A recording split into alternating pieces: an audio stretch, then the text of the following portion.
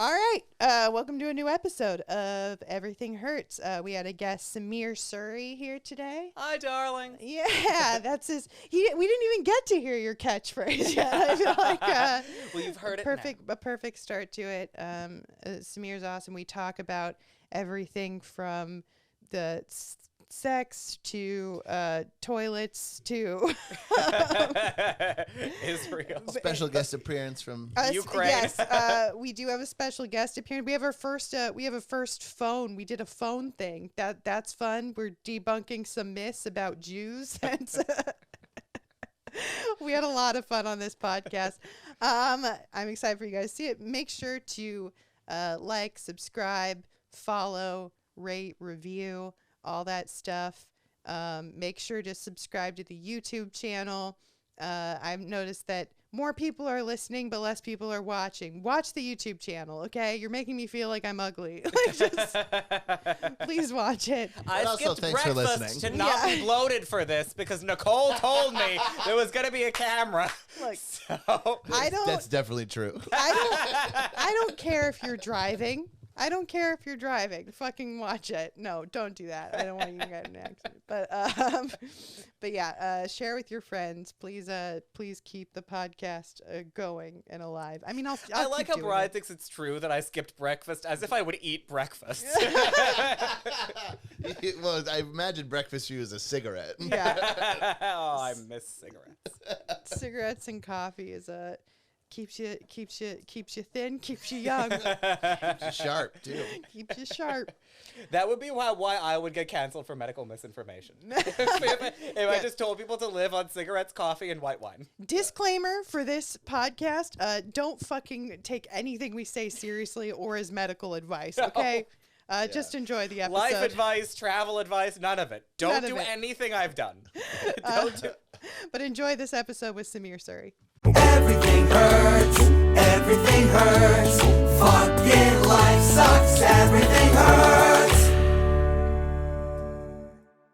Sameer, All right, we're on. How do I'm I sound? so excited to have you on. I just want you to know that I think, and I don't think I'm the only one, you're just one of those people where you walk into a room and like it just makes my heart happy. Oh God. And I saw you the other day. I saw you the other week, and it'd been probably fucking 2 years Yeah, since it's I'd been seen since you. before everything took off. And I just I think I squealed. I had met Effie that night, and I had no idea that he was dating her. I was like, God, He's a hottie. He's a hottie. good for whoever landed this one. And he was like, oh, I'm dating Nicole over there. I was like, I don't know what the fuck I did. Yeah. Nice work. No, he's a tremendous dork. So I got super lucky. Like, get yourself a hot dork, because if he wasn't a dork, I don't think he'd be into me. You know, Effie? Effie. Yeah, it's What is short that? for Ephraim, because he's Ooh, he's an Israeli? he's a Jew. Yeah, he's a Orthodox.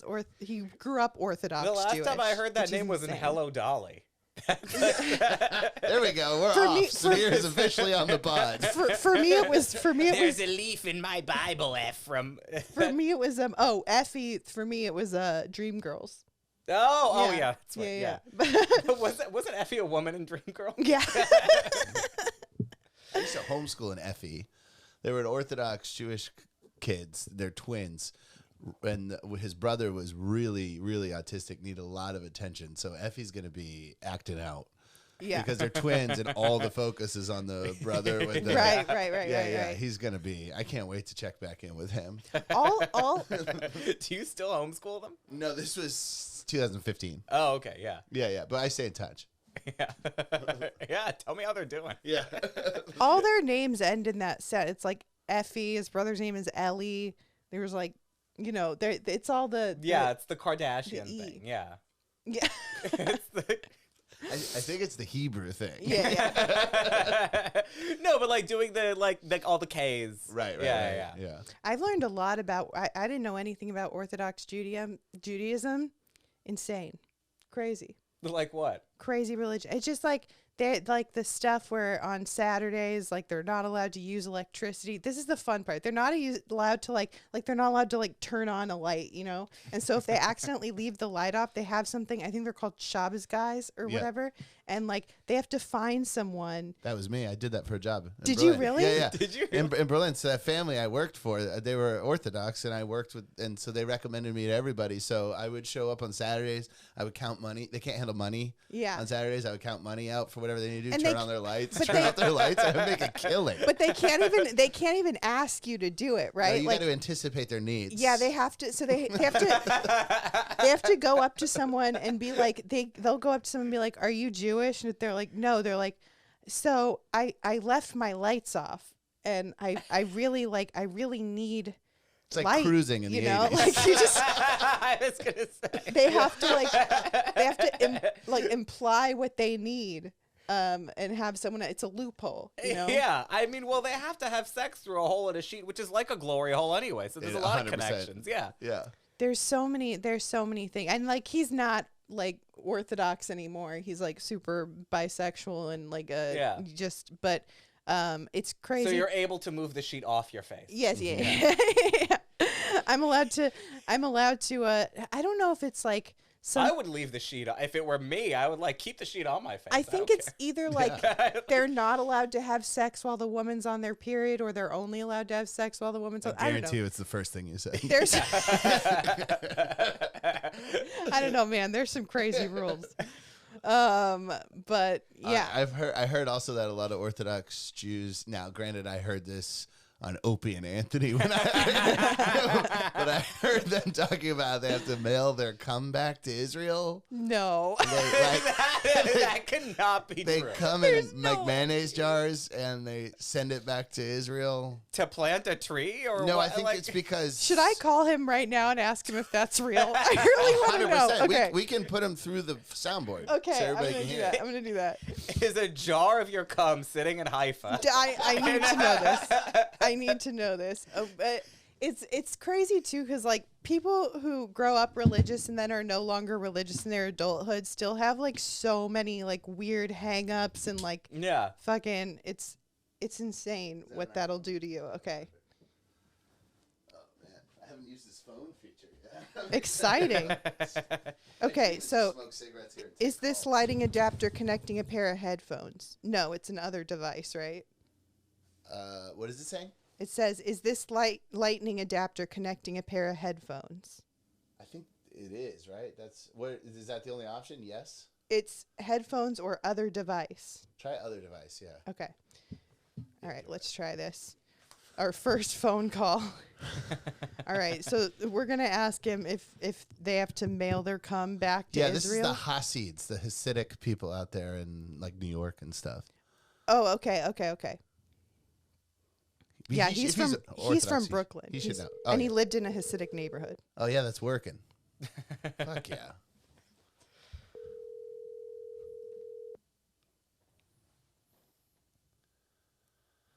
He's probably at the post office with a jar full of cum in it. I swear to God, if he doesn't answer. You gonna dump him? Yeah. Well, Sameer, he's bisexual. You can take him. Yeah, you can have him. We'll pass him back and forth. Yeah, he has a hole, his sheet with 2 holes. He did not answer. Well, That if he would calls be a back, good we'll be terrorist ready. attack for the if he calls Palestinians to back. do, is to just steal all the cum. Yes. That would be like a great like terror heist. Yeah. Or like performance terrorism. Like Yeah, performance yeah. art terrorism. Like Wait, the what- Marina Abramovich of Hamas. To do what would they do with it? Use it to get them pregnant so that all the Israeli cum is now half Palestinian. You know what? That might create world peace. I highly doubt that would create any kind of peace. If there were that many half Israeli, half Palestinians, Yeah. I don't know. That's Nicole the dictator. You'd be like, you guys all have to fuck. Yeah. Basically, we're erasing your existence. Look, it's the melting pot theory, you know? It's the melting pot theory. Solving the world's problems with cum. Do you remember that? Did you ever hear the Christian rock band Jars of Clay? Yes. Where have I heard that from? I don't know. I think yes, I have heard. I think it's like the only Christian rock band that I've heard They're of. like one of the few that broke through. We should Yeah. we should do a Weird Al of them with jars of cum. Make all their songs about cum. Oh, I'm sure But they'd love I that. love it. Yeah, I would do the PR for this.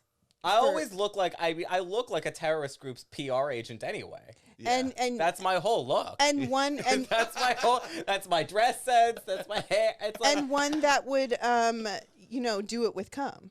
exactly. Yeah, Yeah. That's like your exact brand. This is I have to make this happen now. Who do I call? I I don't probably have connections in the Taliban that I don't know about. That'd be so sick. You call them up. You're just like, hear me Just out. by accident, just be like, you wouldn't happen to be in the Taliban by chance, would you? And they'd be like, yeah, sure. I mean, also, I'm sure there's all kinds of things you can do with cum. Like, there's shoe bombs. You could definitely do like a cum bomb. Cum bomb? Cum Yeah. bomb.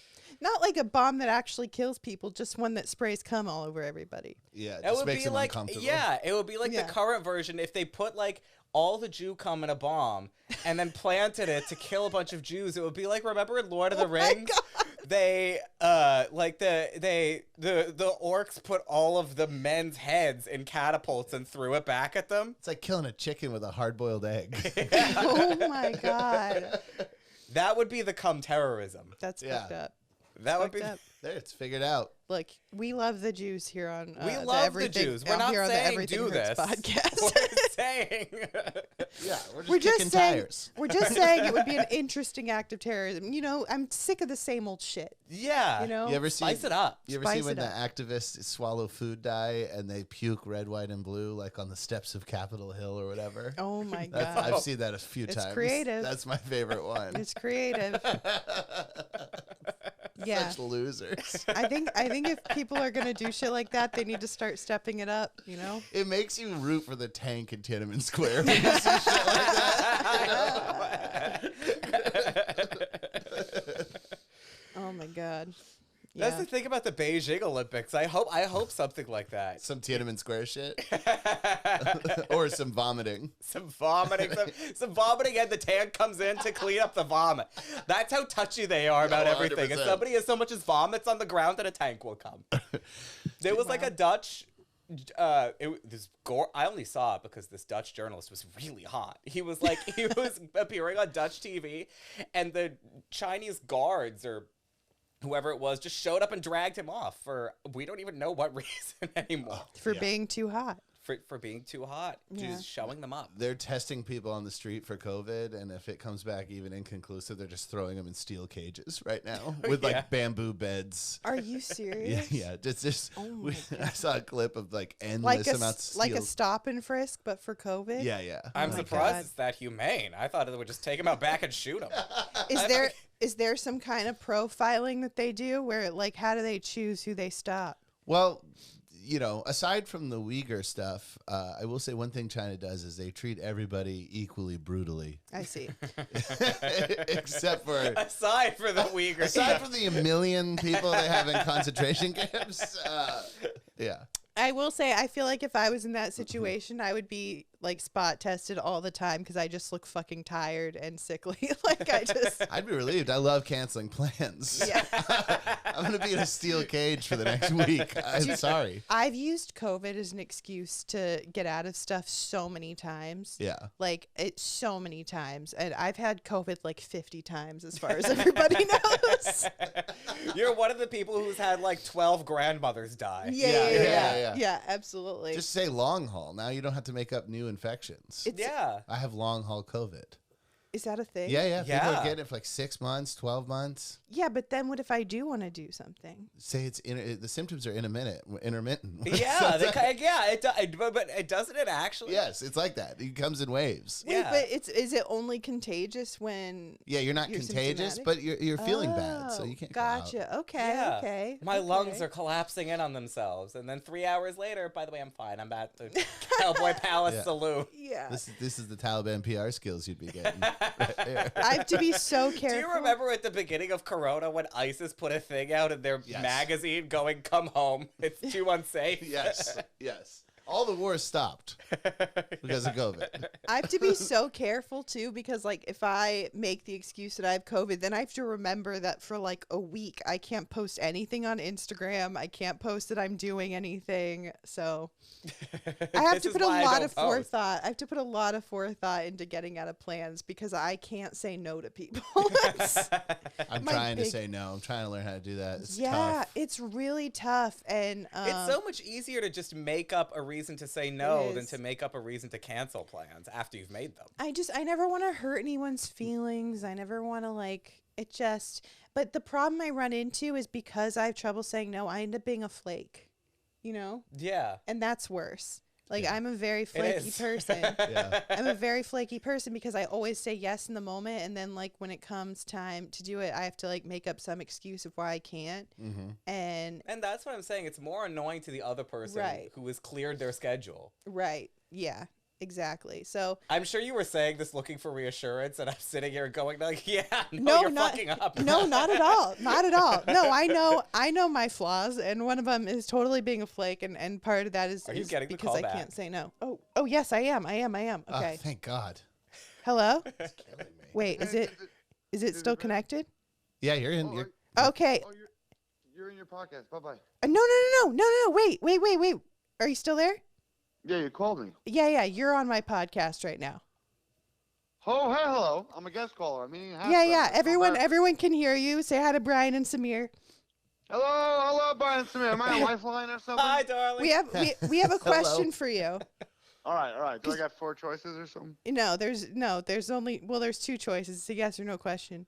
Okay. So we were talking about Orthodox Judaism, and Brian was saying, and it's in the Hasidic. It's in the Hasidic. I heard this on a Shock Jock radio show, so I'm not saying it's true, but this is just what I heard. Brian had heard that Hasidic Jews have to mail their cum back to Israel.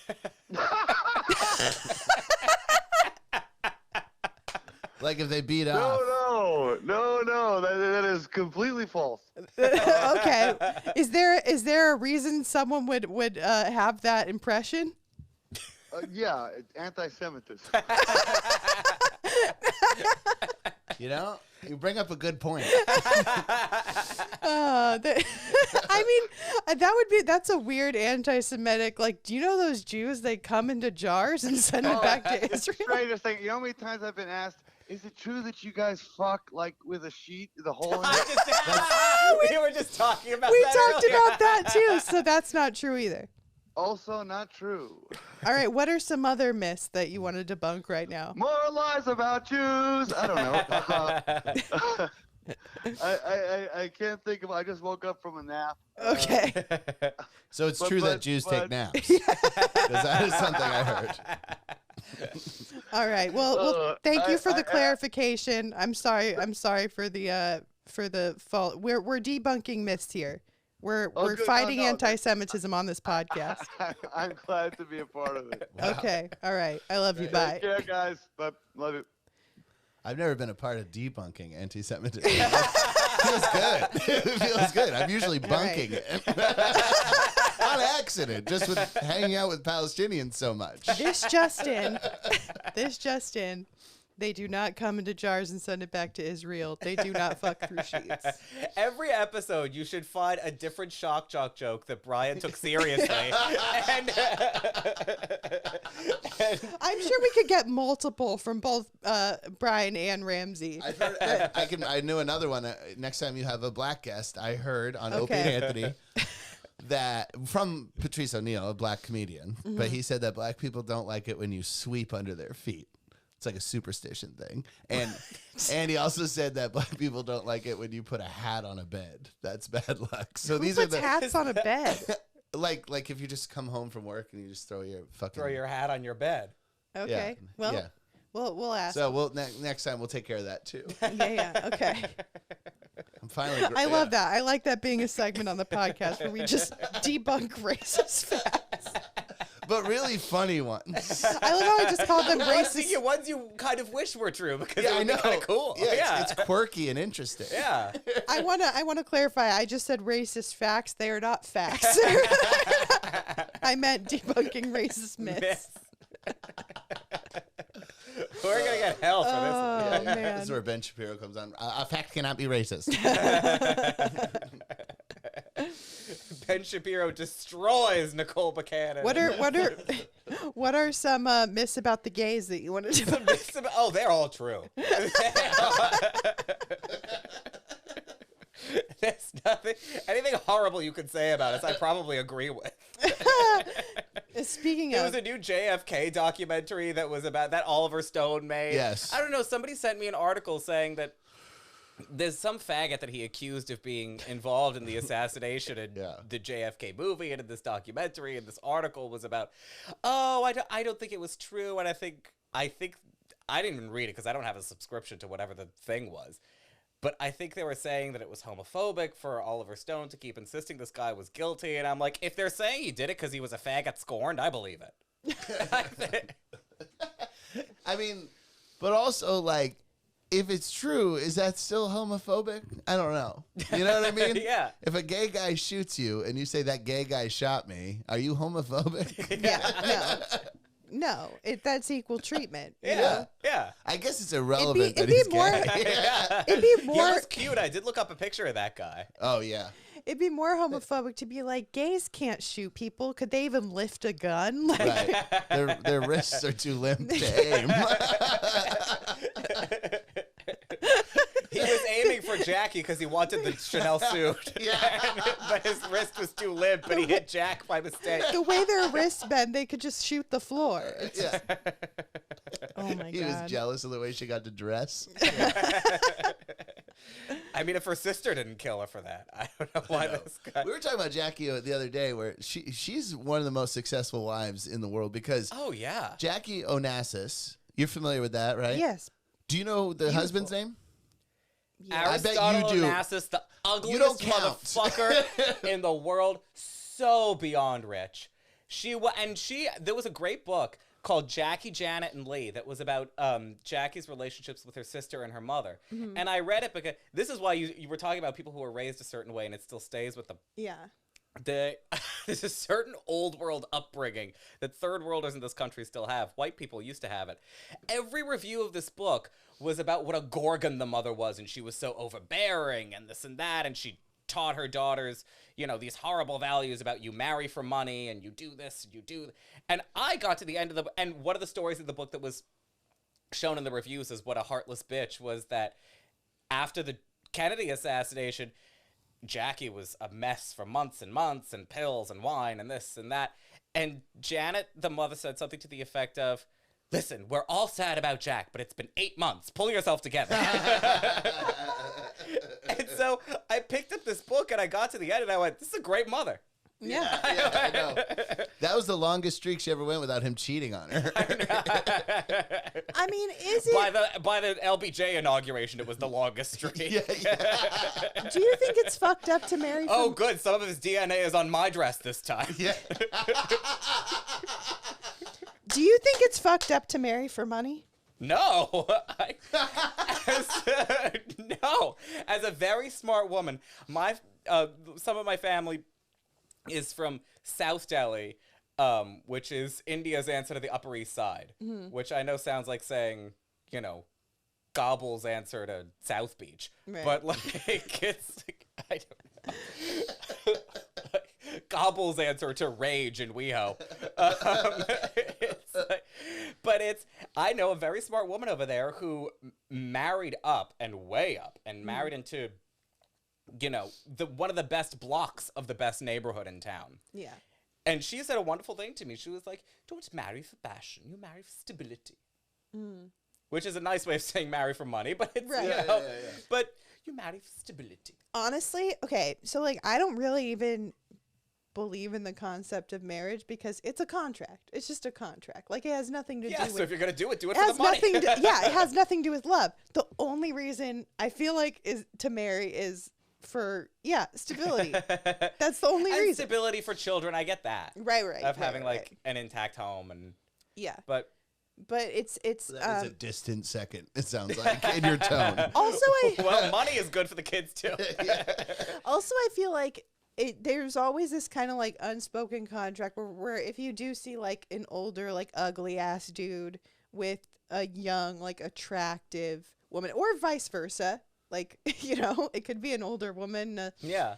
I feel like there is an unspoken, like, look, I like you for your looks. You like me for my money. I'm going to die soon. I want to fuck a really hot person. And this is what we're doing. Like, you want the money. I want the looks. Yeah. Why not? Why not? I don't know. I tried to land myself an oligarch when I was traveling in Eastern Europe last year. It didn't happen. It didn't pan I out. wound up fucking some Muslim guy in Sarajevo and had to escape out the window because his roommate was coming home, and you don't want that. No.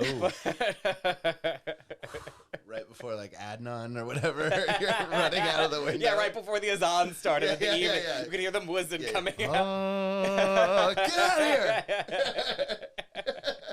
So speaking of, we were talking about. But all the mosques line, it's actually gorgeous. If you're on a hill when azan starts, overlooking this, because it's in a valley, and at like 7 p.m. azan starts, and the lights go on, and they're all out of tune, and so they're all singing way out of tune. And Have you ever been anywhere where Muslim prayers blasting through the streets? I've literally not been out of the country other than Canada.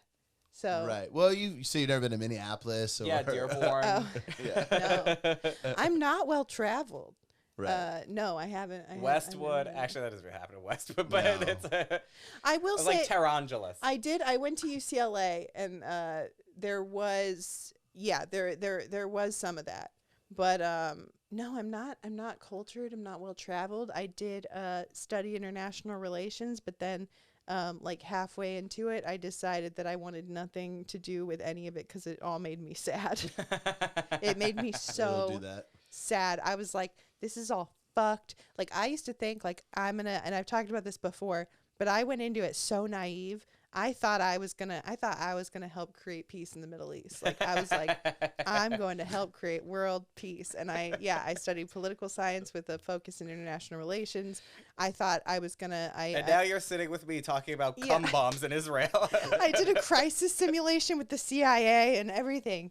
And then the more I studied it, the more depressed I got, and the more I just was like, oh my God, the world is fucked. Wait, tell me more about the crisis simulation. It was, so I sent in like a resume and my grades to the CIA, and they basically gave us a crisis scenario that we would be with a group of people, and then we had to like talk out how we would deal with this crisis, and then all go in to this like room with this big table, and then they would just like ask us all these questions. It was super So intimidating. this is a real CIA, or it's not like student CIA or No, whatever? no, This is it's like the an real- escape room, but as an audition for the CIA. Right. It was Yeah. basically an audition for a 90-day internship that would be in Washington, D.C. I didn't end up getting it or doing it, but that's fine, because I Right. realized like I realized pretty quickly that that's just not what I wanted to do, because it was too much. Like, I feel like every time you were like, oh, well, this could help, and then they're like, no, well, this isn't going to help because this. And it's like, well, how about this could help? And they're like, no, that can't help because these people hate these people. And then, like, it's just, The answer is fake a gassing and assassinate the leader. it's all, That's what you do. it was just all so depressing that after college, I was like, I'm not even going to, and I've talked about this too, but more just in a like, I want to be a hot dummy way, but really it's just like, I don't want to pay attention to that stuff anymore just because it makes me fucking sad. Yeah. Which might be like privileged and ignorant, like, oh, you get to do that because you don't It's have not to happening deal for with you, but it. yeah. Yeah, but you know, It is what it is. Use what Yeah. you got. I If it's can't- not happening, it's not happening to you. So Yeah. if I can't relax. I Yeah. can't do anything about it, like, I don't want to just sit there and watch it, you know? Like, if someone is dying and I can't do anything about it, I don't want to sit there and watch them die, you know? Like, Yeah. it's It just becomes more self-aggrandizing to just constantly be wallowing in it and talking about it if you have no Yeah. connection to it, or you don't. It's one thing if you like know somebody out there. right. Like, I have friends in Ukraine now, so I'm worried about Ukraine to the extent I'm worried about my friends. Right. Right. But I'm not, like, I don't care. Like, if you were to say, like, I don't know what the fuck is going on in Ukraine, I don't give a shit, I would say, good for you. Like, Yeah. Yeah. it's nice. When shit goes down in India, I don't care if my friends don't care. Right. If my friends here don't care. Yeah. I'm like, lucky you. Right. I mean, it's... There was a bombing in Stuff. GK Market? Okay. You don't worry about it. Right. Yeah. Yeah. Yeah. You're going to India soon, right? You Yeah, said, in Jason? April. In For the April. first time since everything started. So I'll see. Everyone's gotten married and had kids, so I have like new relatives I'll be hanging out with. Oh, that's nice. Yeah. Yeah.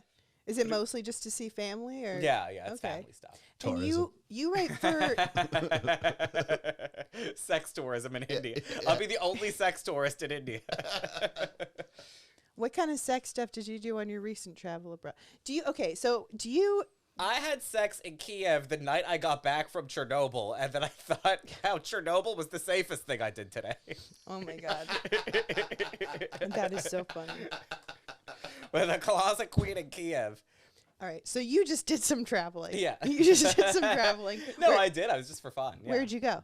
I went to Ukraine, Serbia, and Bosnia because I like to keep it light. I like, just for fun. I like to be, yeah, because I was like, it was last year. It was in the middle of Corona, and everything was like, this country was shutting down, and that country was opening, and this and that. So I thought, what will be open and glamorous? So I went to the fucking Ukraine. So it was great. It was great. I saw Chernobyl, which was easy then. I mean, huge bus tours were going up from Kiev every day. Yeah. You can't go now because the Ukrainian military is doing training up there now in Pripyat using the ghost town. So I texted a couple of friends of mine. I saw an article about that yesterday, and I texted a couple of friends of mine that I made on the bus to Chernobyl. And it was like, our timing sure was great, huh? Yeah. It's like, couldn't do this now. What was Because it was like closed for a little because of Corona, and then opened up again, and in that little window we went, and now it's the army's up there. The army's up there. The Ukrainian army is up there now. Oh, right. Yeah, so the tourism is shut down. I would imagine. It has to be. Or that's like a way to draft people. Yeah. Come take a tour of Chernobyl, and they're like, by the way, you're also in the army now. Yeah, they put the little flag patch on your shoulder. And... The people you were hanging out with are not Russian loyalists, I assume. They're Ukrainian. Well, I mean, I've met a bit of both. That's the thing, because I traveled around. I mean, like, I've been to the West in Lviv, which is like hotbed Ukrainian nationalism, and everybody only speaks Ukrainian. And you do this all by yourself. You have to, yeah. You're not You like... just sounded so Indian. Yeah. That accent just came out. Though. Like, I wish I could rewind that and play the way you just sounded. You sounded like when you did the impression of your mother earlier. You have to, yeah. Yeah, you have to, because because of India, actually, I have a very good spider sense of when a situation is about to go downhill and I have to leave. I'd be nervous to like travel to Paris by myself. But if you're in that situation, you don't want to have to like turn to a friend and convince them. Right. Especially if your friend is drunk and having a good time and going, no, I want to stay. It's like, if I need to leave, I need to leave. Yeah, Right. You throw that Batman smoke bomb up. You disappear. Just flounce around. It's like, sorry, I have to.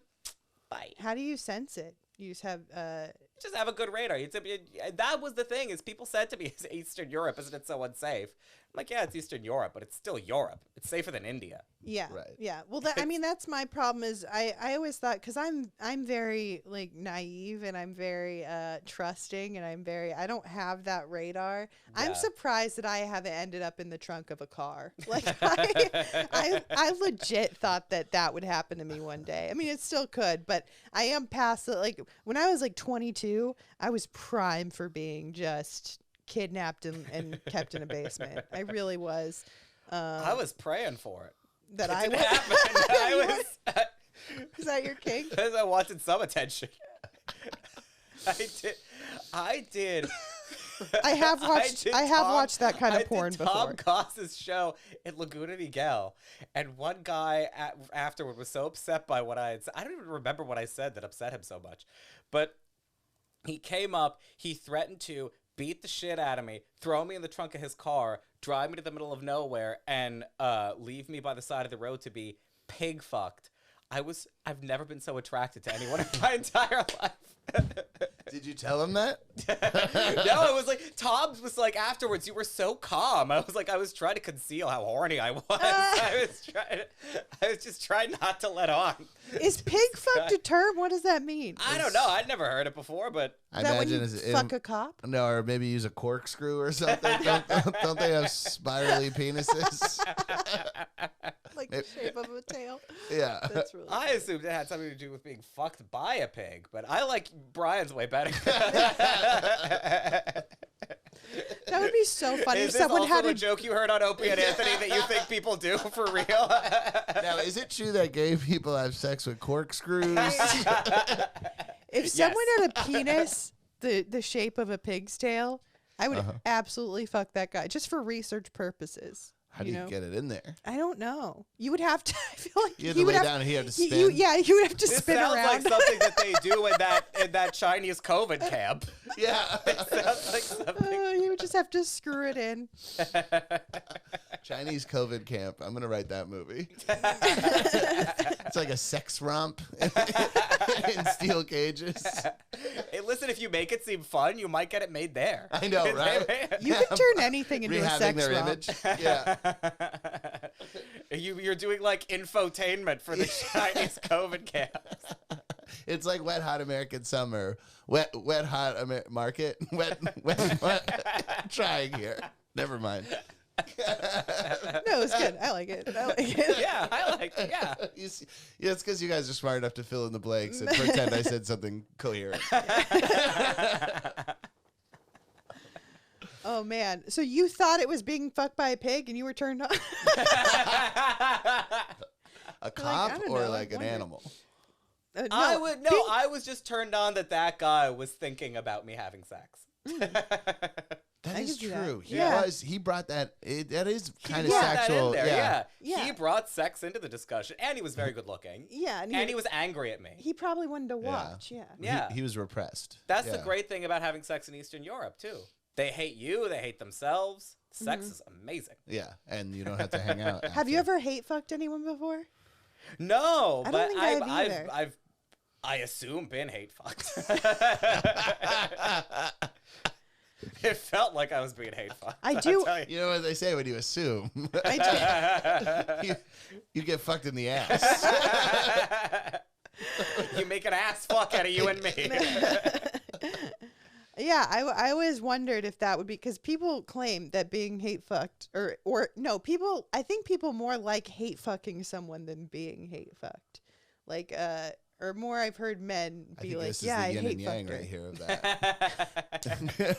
No, I mean, well, no. I've never done it, but like I feel like for women it's harder to like hate fuck someone because you're not like I feel like when you hate fuck someone it's because like you're penetrating them, you know, like that's a like I'm penetrating It's a you. way to assert dominance over Yeah, something you hate. exactly. Yeah. Like I can't imagine being like hate fucking someone but they're penetrating me. Like it just doesn't make any sense for some reason. Like I don't know. Yeah, you're just like it's Or all in the language. unless I'm like, yeah, I'm enveloping you. Like, you know, like Yeah. Or it's like, put I've yourself in me engulfed like I you. said, you Yeah. little bitch. yeah.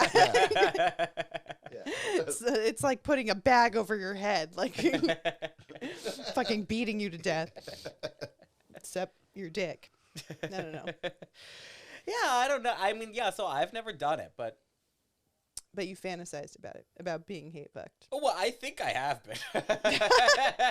But like I was saying, guys who By Yeah. guys who hate the fact that they're gay. yeah. Yeah. I mean, you're also into straight guys. That's Yeah, your thing. true. That's your thing. I mean, I could see. I was in New York in December. I went to Brighton Beach to have sex. That's why. Is that where the mob lived and shit? Where all the Russians are. Yeah, little Odessa. Yeah. Yeah. Yeah. I think that's a very human thing because I feel like growing up, like I feel like in high school, every crush I had ended up being a gay guy. Yeah. Like they ended up being gay. And I don't know if it's like because they're so unavailable, even if you don't know they're unavailable, because I didn't even know they were gay, but like every guy I had a crush on in high school ended up being gay later on. And I think it's just like deep down, I knew they were unavailable. I think that's the popular view of things like that. I don't know if I agree. I think it just has to do with your, because I think your physical tastes come into it more too. Right. So if you happen to be into guys who are more sensitive or more in touch with their feminine side, and that's just something you're into. Yeah. Unfortunately for you, a big proportion of those guys are going to turn out to be fags. Right. So, yeah. unfortunately for me, if I like thugs and psychopaths, a big proportion of them are going to turn out to be heterosexual. My therapist has told me, she's like, Some you need to date someone who's in their feminine energy because you're in your masculine energy. And I was like, thanks. Did this therapy session take place cross-legged? Is that how therapists talk now? I figured this is how like a yoga teacher would talk. It sounds very not scientific. Yeah, educated. Well, there's she brought it up. It's in this book and it's by like a psychiatrist. But I remember when I first heard about the book, I was pissed. It was like, and Nikki Glazer told me about it because she was like, it was when I was like complaining about dating and she was complaining about dating to me. And she was like, you need to read this book. Whitney Cummings gave it to me. Like, and it's called Getting to I Do. And I was like, oh no. And she's like, I know how it sounds. And she was like telling me about it. And I was like, I will never read this fucking book.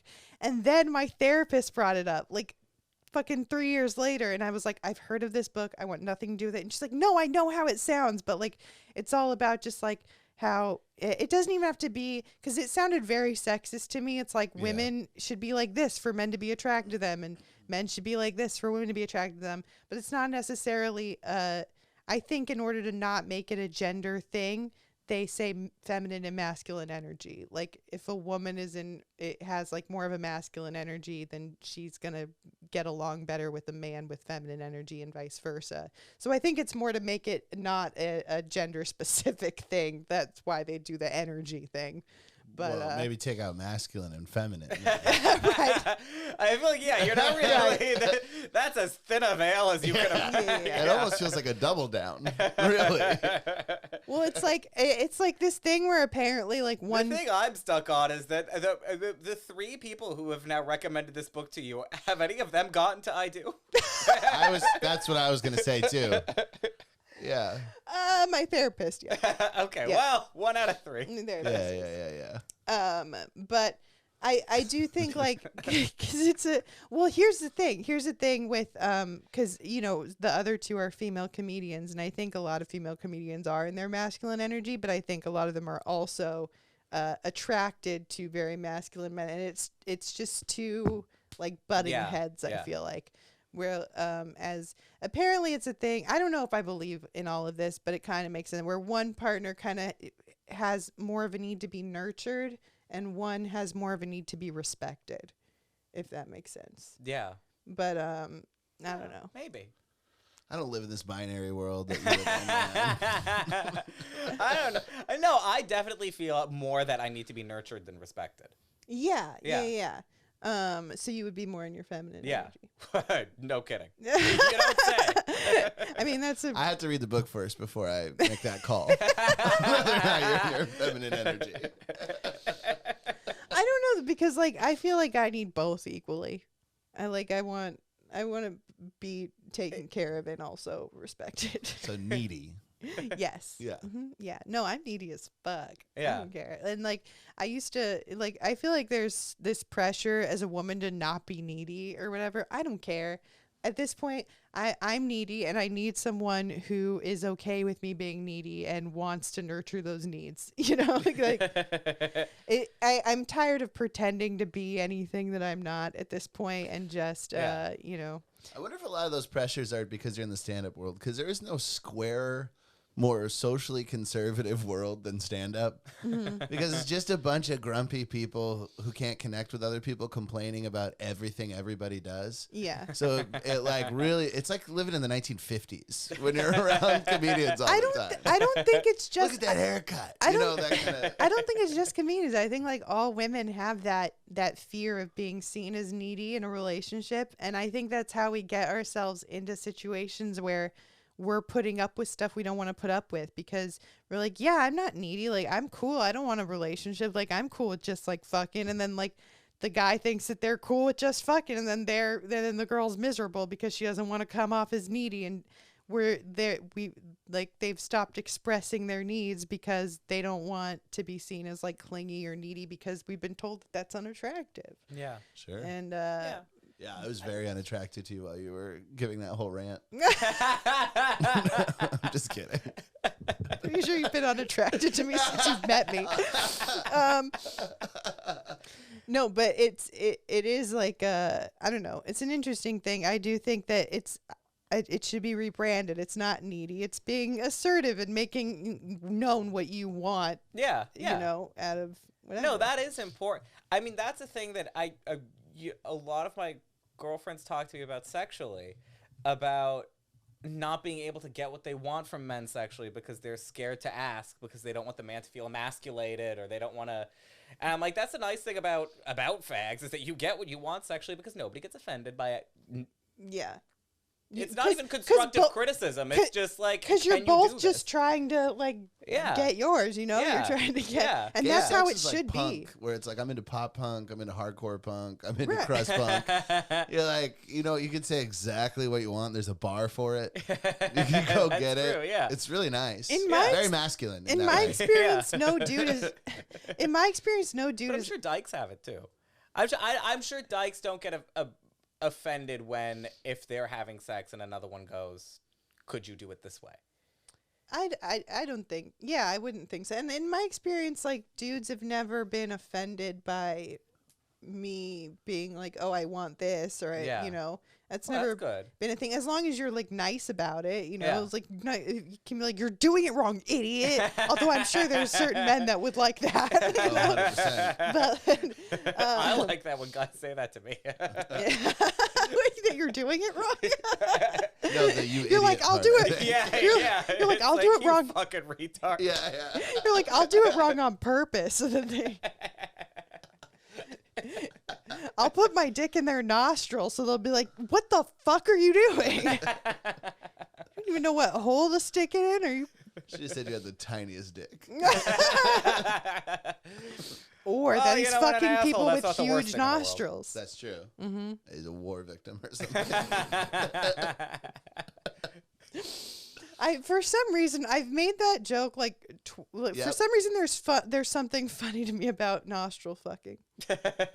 I don't know what it is. Many a dog has tried to do it to me. Fuck your And nostrils. my ears. Yeah, like growing up, like I'd be playing like Super Nintendo, and my dog would just run up and just start like fucking my face all the time. I know, and I would try to get him off, but I'd be in the middle of a level, so I'd be like elbowing him, like trying to fuck my face. Oh my god. Trying to play Star Fox. Speaking of the 50s, you were just a miss married woman in the 50s. I know, right? Walter Winchell is on. Get off of me. I'm watching the Colgate Comedy Hour. My husband comes in drunk and fucks my face.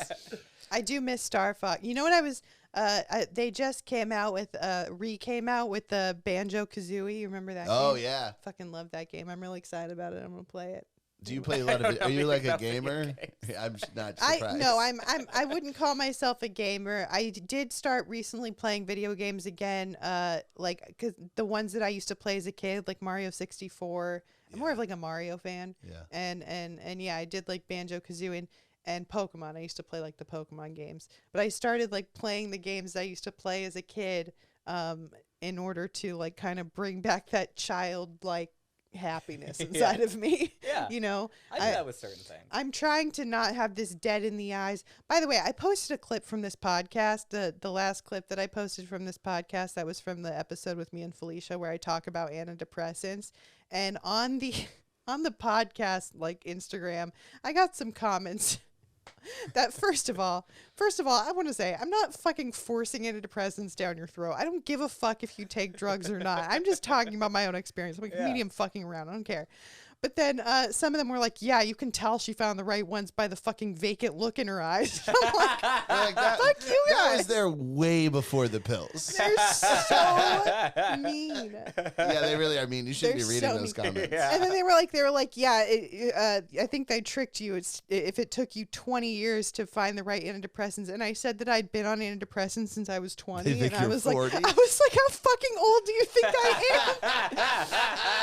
am? This old lady. You know, sometimes I think I want to be famous, and then I read comments like that, and I'm like, oh, I don't know if I could handle that. But maybe if there were like thousands Yeah, of see, them. I like that. I like that when I get comments like that. You like it? You Yeah. should. You should really bring your real self out more on social media because you will get a lot of those comments. If you authentically YouTubed and really represented your views, you would. I should. Yeah, you'd be beating off all day. Most of them I'm fine with, but it's when they go after my looks because I'm just We'll probably get some of that on this. Yeah. what about no. Yeah, we'll get something. Yeah. I mean, look, I guess when you start getting hate comments, that's when, people are paying attention. Yeah. I'm acting like there was a lot of them. There was only a few, but yeah, Anybody hate commenting, call me. people I'll put your phone number in at the bottom here. people were very offended by me, like just saying that I'm on antidepressants. It's because the first line of that clip Is is get on pills." pills. Which look was out of context a little bit, and but also just who cares? It's me and a fucking other comedian fucking around on a podcast. This is like when people get upset about like the Joe Rogan thing or whoever. I'm like, if you were taking health advice from a comedy podcast, that's a you problem. The first That's line, a you. the first line in one of those comments was, "This chick is worse than Joe Rogan." Jesus Christ. Like medical misinformation. I'm like, why are these people your medical I'm not. gurus? I We're know. not doctors. Like, what are you doing? We're just Get on the talking Patrice about O'Neill diet. shooting Like, what are shit. you Yeah, saying? Like, Yeah, I don't understand. We're all Yeah, the he broke my least- heart. He made a video today. I like to trash him a little bit because he's a knucklehead, but not like I think he's dangerous. Yeah. No. But then he posted this clip today apologizing for this compilation of him saying the N-word video that's going around the internet right now. Yeah. And it broke my heart because he was like, these are like 20 years old. I was just, instead of saying N-word, I said the word. And like he just looked like a beaten dog, and I'm like, they got to him. They finally, because all his other millions of videos where he has to respond to his scandals, he's very like, "Hey friends, how are you?" Blah blah. Blah. This one, he looked sad, and I was like, "Damn, dog." because it's just been on top of weeks of. They just broke his Yeah. back. Yeah, Wow. Yeah, I didn't poor see guy that. with his How $300 long? million. How long was the compilation? Oh, it's long. It's long. I mean, even 20 years ago, I feel like that I don't know.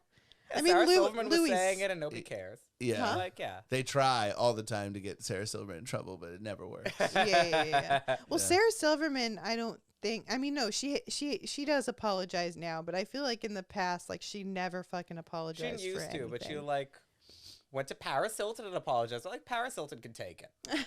Yeah. Like, Well, I think because it's kind of this thing, and I agree. I don't think it's weakness to apologize. Like, I think that you do stuff a long time ago, and then you learn. You learn like, oh, whoops, that wasn't okay. Sorry. Like, I don't think you have to be like a beaten down puppy dog about it. I think it's more just like, whoops, sorry. Like, I didn't know any better, and now I don't do it anymore. So, It'd be so funny if he said whoops. His apology. whoopsie. So I saw this video. It's 19 minutes of just me saying the N-word, and all I have to say is whoops. I literally think if I ever get in trouble, my next guest is Whoopi Goldberg. Don't be upset with me. if I ever get in trouble, I think I'm just that's going to be my apology tweet. It's just whoopsie. Nothing else. I'm just gonna face swap. Oops, I did it again. Put me in the video. And just be like, I'm sorry, but it will happen again. Oh man. Okay. Well, we ask a question on this podcast every time. What do you think? It always catches people off guard because they're like having a good time. I'm like, what do you think is the worst part of being alive? But, Love. I feel you. No, I feel you. Oh God, being in love. Being I don't in love. recommend it. being in love or getting your heart broken? I've only been in unrequited love. So Oh, Sameer. Somebody break this man's heart. Oh no. Well, that wasn't. And to me, they're one and the same. No, yeah, Right. no. Yeah. I think Somebody we've requite this man. And then break my heart. Yeah. Requite first. Can we move up to that? Can we? that is unrequited love is tough. Yeah, my heart broken by somebody who loves me for a little bit. Yeah. We'll stop falling in love with former KGB agents. And maybe that would help. Have you ever been in love with a gay man? Yeah. Oh, No. okay. No. Okay, well that's your I was like, I've been infatuated. No, I've only been in love once, and he's straight. Yeah. Yeah. It's not good. And it's And it when- went on and on and I've been there. It can go on and on for years. yeah, it And went on it's- for years. Yeah. Which turned out to be not by my intention or even desire. A huge guy magnet. I would be like at a bar being really despondent about this guy, and you would get phone numbers. Sameer, And it was never guys that I was interested in, so it's not like I was even like using it, but it was just like, this is what I have to. being vulnerable and heartbroken, is Yeah. a very certain type of guy, and there's a lot of them, are just like fucking. It's crazy, like bees on honey. It's insane. Like Yeah. there have been so many guys who just like I'm crying, and they're like boy, you know, like it's just like it makes no sense If to me. only I but could fall for one of those guys. yeah, no. At least they're what- available. They're interested. Fall in love with one of those guys that prey on the weak. It's Prey on me. I don't give a shit. it is that Throw me in the trunk. Leave me by the road to get pig fucked. I don't care. It's so funny. I never got as much dick as when I was sad. Yeah. It's true. Yeah. How did you cope with It was unwanted dick. That was the trouble. If it was dick that I wanted, it would be like, okay. I got some good dick. I got some good dick from it. that's From good. just guys who like broken women. I mean, they didn't want to date me after. Yeah. They were just like Well, I didn't date during that time either because I felt it would be unfair to anybody that I dated to date somebody, be in love with somebody else. I think it's this thing that they have where they see someone sad and they're like, it's a male thing where they're like, you know what they need? They need a good dick. Like, that'll cure it. Like It's the male version of the like women who date men to fix them. Right. Yeah, Yeah. exactly. They think by railing them that they're gonna solve all their problems. You know what she needs? Do you think really that kind of guy is interested in fixing your problems at No, all? no, no. That's No, what it's the male he version. said. It's the male Oh, version. yeah, Yeah, Right, yeah. No, okay. but he does think that his dick will solve not my problems. Sounds but like it would make you solve less his sad. problem. Yeah. Just that his dick is not Not in just something. that hey, like, haven't you heard men say that where like a woman's like angry and they're like, she just needs a good dick and Every down. time I hear that, I assume that guy's closeted. It's Every time I hear guys talk like that, I'm like, you need a good dicking. it's an You'd insane be like, I have a friend. Like, it's an insane thing to think. However, there have been times where I've just been so irritable and so like, and then the minute I come, I'm like, oh, I feel much better. But but I can do that myself. I yeah, don't need exactly. a dick. Yeah, there's something to it. You yeah. know? But yeah. What were Probably easier to do it by yourself. what were the ways that you coped with that? With Not well. Men. with men, with just other men. Yeah, with just other men. With just, I bought into what a lot of men said to me, which, there's something to be said. I went out a lot. I drank. I whored around. I had a great time trying to get over this guy. It didn't work, but I had fun. I don't regret it. Right. So I wasn't dating, but I was kicking my heels up. Did you do a thing? Because when I was in love with someone where it was kind of unrequited, he still fucked me, but the love was unrequited. I would.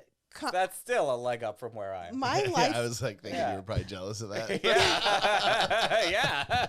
Yeah. My life was constantly getting better because I was just trying to prove my worth to him because Yeah. I was very broken. But I was trying to prove my worth to him, so I was constantly getting like hotter and you know, my career was going a lot better and I'm becoming funnier because I was just trying to, in the same way that everything I did growing up as a child was to impress my dad. And Yeah. so like I was a better student, better athlete, better all those things just because I was trying to impress my dad. And that was also unrequited. No, my dad loves me, but it was just this thing of like trying Isn't it to a bitch when you do the right thing for the wrong reason? Yes, Yeah. absolutely. Well, because now I'm like, how do I find motivation to do stuff? Because now now I have love and people who are like, I accept you for who you are, and it's like, no, don't do that. Yeah. Then I'll just rest on my laurels. I'll get lazy. Yeah. Don't fucking accept me for the fucking slob I am. Once But- your life starts going well, you immediately become complacent and stop making it any better. It's you know Unless you're Floyd Mayweather, which is probably irrelevant to both of you. But he is the exception to that rule. because he just kept going. He just kept making money and he kept winning fights. Yeah. I don't understand it. I don't know how, cause I feel like you're very driven when you're like poor, when you're heartbroken, when you're sad in general, because you want to get out of that situation. But once you're in a situation where you're like, I'm good, how do you keep the motivation? That's why I'm in awe of people like John Mulaney, because people will be. I was talking about how like great of a comedian I think he is, and how I was like I'll just never be able to write like that, and they're like, yeah, but he grew up like rich, and so he was just like able to do it all the time, and that's what. And I was like, you know what? That's actually more impressive that he didn't have to do anything. He didn't have that driving force of I'm poor and I need to. He could have just sat back and enjoyed himself. I'm poor and this is all I can do, so I better make this work. Yeah. I don't know if I would have that motivation, you know? I think it's definitely way harder when you're happy. Yeah. Yeah, no, it's like everybody talks about how Elon Musk like inherited his father's wealth, and it's like his father did not become the rich. He's the richest man in the world. Yeah. He octupled his dad's money. Right. Yeah. Like he surpassed him big time. Anytime You give me an inheritance, that's where the income stops. Exactly. It's over. No more earning. Anytime You're like those someone- English aristocrats. Yeah. I'm obsessed with those people. Yes. But it's all just trying to keep the roof on the house. Yeah. That's their whole life, is just try to keep the house from falling down. Yes. Yeah. And I don't, I don't want kids, so I'm not like, I need to make life better for my kids in the future. I Yeah. don't need to save up for that because, it's just me. So it's Yeah. like, You don't want kids either? I don't want kids. at all. Fuck No. that. Mm-mm. I can't. I'm too selfish. Really, it's what it is. I don't want to give up because I do think that once you have kids, your life, it's theirs. Yeah. Yeah. Everything, even if you have your career, whatever, anything happens with that kid, you have to give up whatever to be there for that kid. Yeah. Or you should if you're a good, parent. Yeah. And I'm just not. I don't think I'll ever be ready to do that because maybe I'm a bad person. I don't know. But I mean, with me, the bigger thing is and I don't think anybody who's heard the preceding however long we've been going would disagree with this. I would be a terrible father. I would be A completely really fun incapable uncle, of though. imposing any discipline. yeah. Yeah. I would too. Yeah. Yeah. But yeah, I feel like we would both be like very fun. Are you an uncle? Yeah, I have cousins who are younger than me, and Yeah, I'm a great relative. Yeah. Well, here's the thing. Like, I think. When my brother gets married, I will be the world's best brother-in-law. Yeah. His wife is gonna adore me. I've said this before. I actually think I could be a good dad, but a good mom, I don't think I could be. They set a very low bar for dads. I do feel like dads just kind of have to be like there, and and like Couple taps on the head. yeah, There you go, kiddo. play catch with them. Yeah. That's it. Yeah, play cat, provide. That small other thing. Yeah. I don't know though. Like, and I have a friend who was like the head writer on a show I was working on, and he was telling me that he like felt sorry for me because I would never experience real love, and because he was Like, I don't, Because you don't want kids. because I don't want kids. Because Yeah. he was like, I thought I knew what love was, but Right. now I realize I didn't until I had kids. Like, he was like, my wife's just okay now. Like, I thought I loved my wife, but now it's like, like, Yeah, you but know. who cares? I mean, who cares about experiencing real love? That's what I'm saying. And I was like, who gives a I shit? did And just I was say like, I don't now want that my love boy- is the worst part of being alive. and I was like, I don't want my boyfriend loving that little bitch more than me. Like, fuck that. Yeah, and also like, then the thing hates you. It's part of the programming. It has to hate you for like 3-4 years. Yeah. Now the only thing you've ever loved really in your life hates you. I love Yeah. how you said the thing. That thing hates you. That's Yeah. not a good pitch. Yeah. Yeah, for a writer.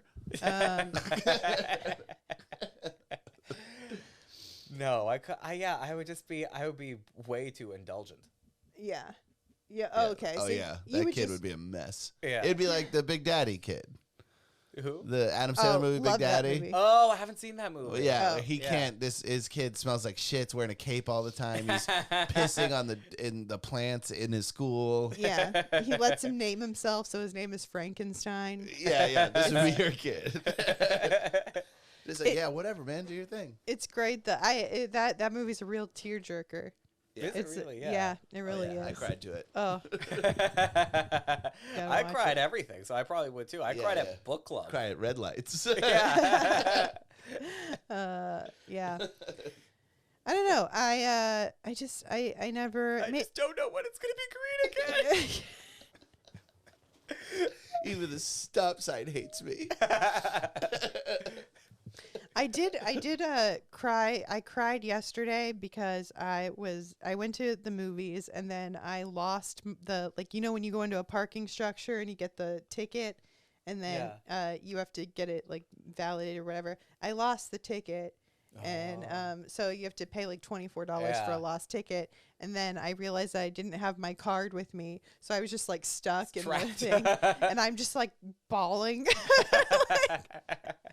And I called my boyfriend. I was like, "Can you come and like fix this for me?" And so he drove.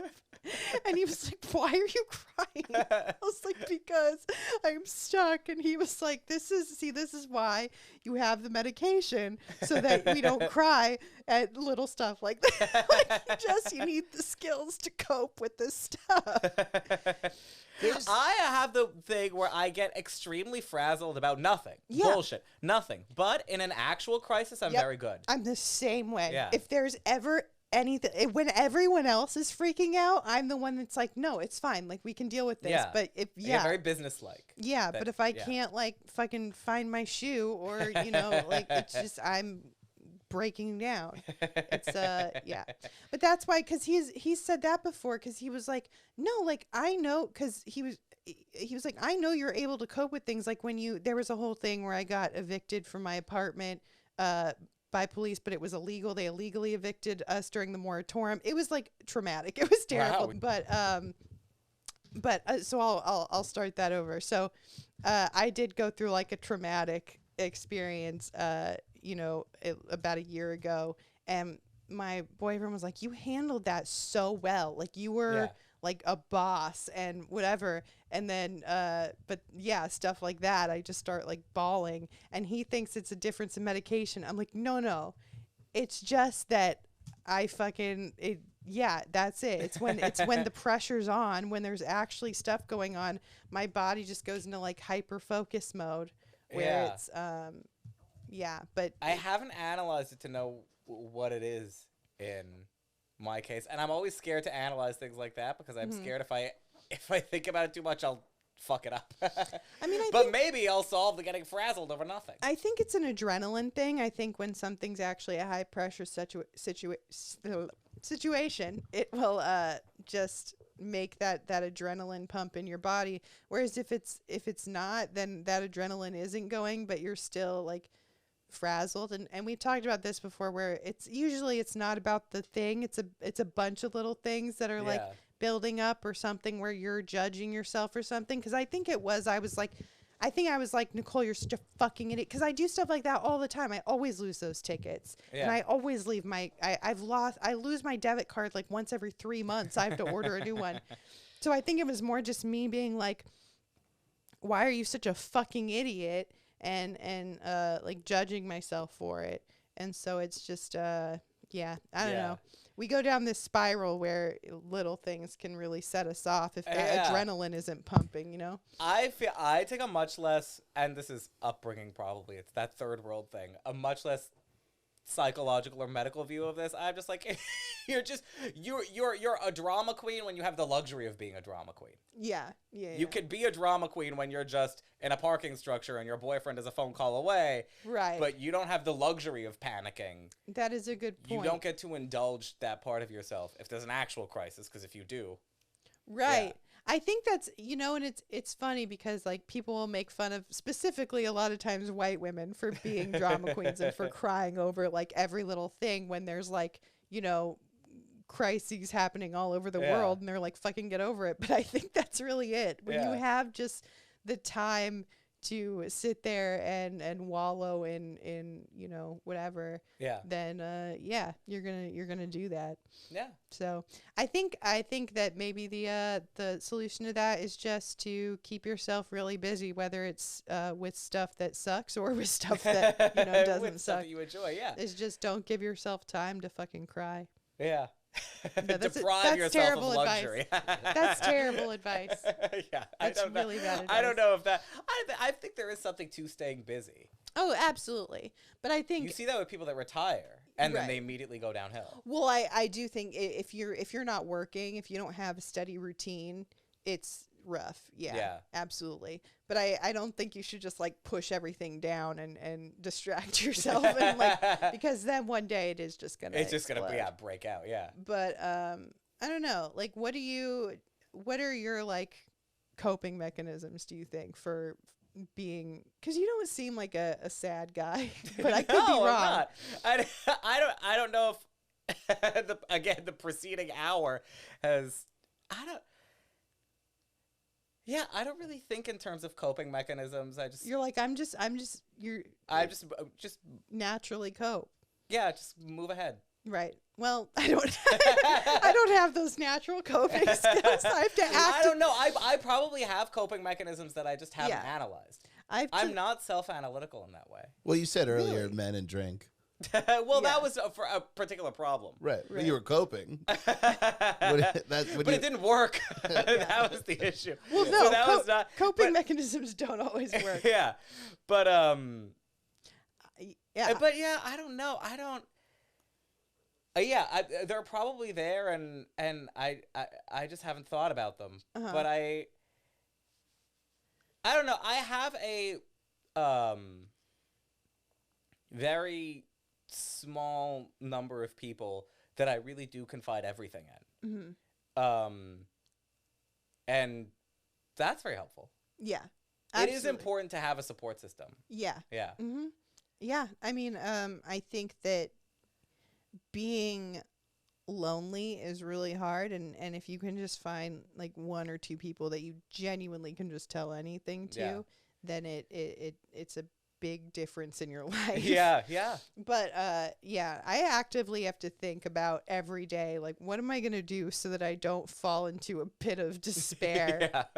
Like I have to meditate and journal, and I have to write down on my to-do list to shower, like so that I feel good when I get to check it off my list. You know what I mean? Like it's rough, but I envy those people who are like, I don't really think about it. I just live my life. I'm like, I actively the bitch who's just like, I don't know, I'm fine. Yeah. I actively have to just like write down, brush your teeth, shower. Like, it's not a given. It's not a given. Get out of bed. Like, but I don't know. Yeah, I mean, we all go through. I mean, my situation is not like yours, but we all go through the times where you have the blues, and you have to remind yourself to, maybe not in my case, not I have to remind myself to shower, but to remind yourself to maybe call the people that you're able to confide in. Yeah. Which I don't do that often either. It's really hard for me to like reach out to people, which I'm trying to do more. Yeah. Because that's easy for me. I find myself I have no self-respect. I find myself being like, like, why doesn't anyone like reach out to me? Like, everyone hates me, and I have no friends. And then it's like, well, you don't reach out to anyone either because I'm afraid that everyone hates me and they don't want to hang out with me. And so if everyone's like that, then no one is ever going to reach out to anybody. That's why all my friends end up being very extroverted, because my closest friends are the ones that basically forced me into friendship. Like, they're the ones that were calling me like once a week and being like, we're gonna hang out, and I'd be like, I don't really feel like going out, and they're like, no, you're going out. Like, I very pushy, annoying friends to be that person. Yeah, because I was more like you when I was in like high school, beginning of college, and I realized it was making me unhappy. That because I was feeling the way you did, that nobody, so and then I just put it is pride. Yeah, that is the driving force behind. So I eventually decided, put that to the side. You be the person who does it. Well, and I also I never want anyone to feel, because sometimes I do hang out with people because I feel obligated to. Yeah. And I never want someone to feel that way with me. I don't want them to feel like obligated to hang out with me. Yeah. But that's my problem, because if someone is hanging out with you because they feel obligated to, like, that's their problem. Yeah. Like, they're the ones that are doing that. Yeah. Just like we were talking about not being able to say no. Yeah. Like, you shouldn't have to hang out with people you don't want to hang out with, but I feel like I do because I can't, say no to people. But I would never want to. But do you, or do you pretend to have long COVID and get out of it? I mean, I do that too. But yeah, I have been known to hang out with people that I don't want to hang out with, because we all have to do that to a certain degree. Yeah, I mean, I don't know about that. Well, I guess if you like work with the person. If you work with the person, or if you have mutual friends. Yeah. Or if you produce their podcast. No, this is one of the rare instances where I like everybody in the room. But we're going to have to gossip after this is over about some of the other people who've been here. Oh, yeah, you'll hear about it. Do you ever hang out with people because you feel obligated to? No. Yeah, I didn't think you did. No. Yeah. I don't hang out. I'm in this room like 24/7, like a psychopath. I know. The last text I sent to Brian was asking if he wanted to grab lunch, and I just never heard back. Oh, I feel bad about that. I actually mentioned that earlier to my girlfriend. I was like, fuck. I hate seeing somebody before I get back to them. Like, because I would love to. Like, I shouldn't have brought this up here. Now you're on camera and there's pressure. I'm not on camera. Oh, yeah. I'm audio only. I'm voice of God. No. I did. I'm having lunch with God next week. No, because I genuinely enjoy talking to you. Yeah. But I'm trying. But I also don't care. See, this is the thing. I made myself the person who was constantly reaching out to so many people all the time to hang out. Yeah. If a few of them don't get back to me, it's not. It's a drop in the ocean. You also Sorry, said me, Brian. You said me. No, I believe me. I'm not into self-aggrandizing. I get that I'm a drop in the ocean, but you also sent me hilarious jokes that you can't tweet, I feel like. Because I don't tweet. Yeah, you don't tweet. Yeah. I have a couple friends who do that with me too, where I'm like, if you ever wronged me, I could get you. My thing is, if you don't use this, I am. Because I use it because I don't tweet. I send them to Brian as a sounding board. Yeah, they're always funny. Yeah, if Brian tweets, texts back lol, it's like, okay, I'll do it on stage. Yeah, I never thought of you as someone who would be afraid to do a joke. No, I'm not. Yeah, I just don't tweet because it doesn't. Right. I wasn't good at it. I try to stay off Twitter. I'm not good at it. Tweets are a whole different skill. Yeah. Than it's a skill I don't want. I'm not afraid to do a joke because it might upset somebody, but I'm afraid sometimes if it's not up to my standard. Yeah. I'm afraid of that. And on Twitter, so if you do it, then it's just like there. I mean, I guess you can delete it. Yeah. But I've never deleted a tweet because I was afraid I offended anyone. I've only deleted it because I'm like, oh no, it didn't get enough likes. It must not have been funny. And everyone saw my tweet bomb. Like it's crazy that we can bomb on social media now. First time I saw you do stand up, I was like, this dude is gonna be famous. And 5 years later, here we are. Here we are. But like I was like, this is. But also the culture's kind of changed in those 5 years. But I was like, oh, Joan Rivers died. Throw Sameer in. Yeah, that I Throws- still think I Yeah. think you're gonna have like a talk show or something like that. I mean, It a is- red carpet. Yeah. But you can't do that anymore. Like Yeah, the way Joan Rivers. Yeah, you can't- She trashed how Yeah. everybody dressed. Now that's a big deal. Yeah, she had, I think it was Kevin Costner, and he had, whoever the star was, he had just gotten engaged, and she asked to see the fiance's ring and saw it, and then slapped Kevin Costner and said, "You animal, where's the ring?" Yeah, that kind of stuff just doesn't fly anymore because, Yeah. I mean, this is the Hollywood just, you can't make fun of them anymore. They've Yeah. the most Back sensitive when group of Kathy people. Griffin used to Yeah. do this, she had, and used to be politically incorrect, she had like a red carpet that I forget who she even was doing it for. But War of the Worlds was coming out. I remember that movie. It's a Scientology movie, right? Oh, no, that's the Orson Welles thing. Yeah. No, I'm thinking Battle I Earth. mean, War of the Worlds. Tom Cruise is in it. With Tom Cruise and Dakota Fanning. Yeah. So people were and she talked about this on stage. Kathy Griffin did, and everyone was talking about stars going to rehab and sending messages of support. I guess I think Ben Affleck had gone to some, whatever. and so she started. Kathy Griffin, as a joke, was saying that Dakota Fanning, who I think was 8 years old at the time, was going to rehab and getting stars to give like messages of support to Dakota Fanning. Hilarious. It's so funny. And the stars were in on the joke, and they laughed, and they did it. And then Spielberg got upset, and the network asked her to give an apology statement. And I wish she were still like this. She said, "Here's my statement. You'd have to be a fucking idiot to not know I was kidding." Yeah. Like, Yeah, it's perfect. yeah.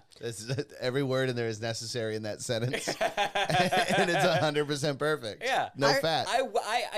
But everybody should have that attitude, I feel. I remember when Yeah. I was younger and my dad hating Kathy Griffin. I just thought she was so fucking cool. Yeah, It she was so great cool. then. Especially when you're making fun of successful people. Yeah. Yeah, It's the Hollywood is so sensitive. and it's not like she was above making fun. I think if you're like not gonna make fun of yourself, then fuck you. But like she wasn't above making fun of herself. She had that whole show like My Life on the D List. Like Yeah. it's just, Yeah. you know, it was everything's very tongue in cheek, and I do think we should bring back trashing people. Yeah, we have Yeah, now. you We live in can't- a culture now where we have to watch that guy. Remember that guy who went to whatever the Oscars, had that hat that had like curtains on it that opened up. They were like mechanical. Did you see God, that? I don't remember who this was, but I remember this. Yeah. And I just remember like I cannot believe we have to live in a world where we're like, wow, that's awesome. Yeah. That's You just amazing. and Do you know what I'm it- talking about, Nicole? What is it? He had curtains, electronic curtains on his like full brim hat that like revealed his face, and it was just the best of everything. Yeah. It was That's insane. retarded. Yeah. No, I didn't see that. You have to.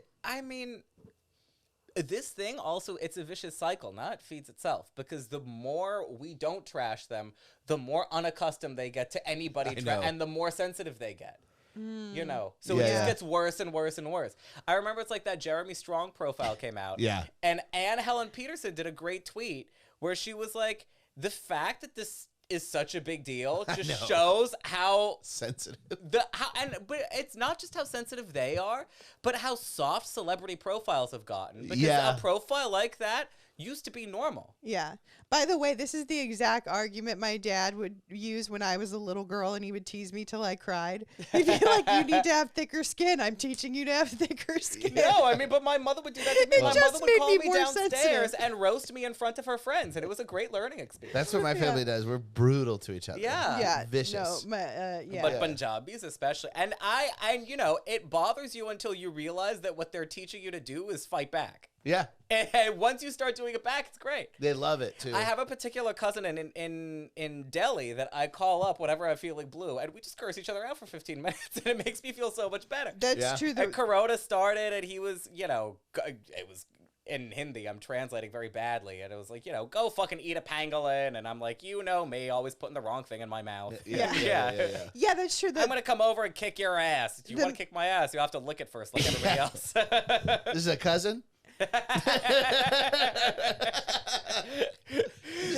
I always say something super super graphically gay, and then I win because he gets like bashful, and then he goes like so pink in the face. Yeah. This podcast, Nicole's podcast, makes me a little pink in the face sometimes. I do that. No, well, that's how I shut my family up too. Is I will overshare about my sex life.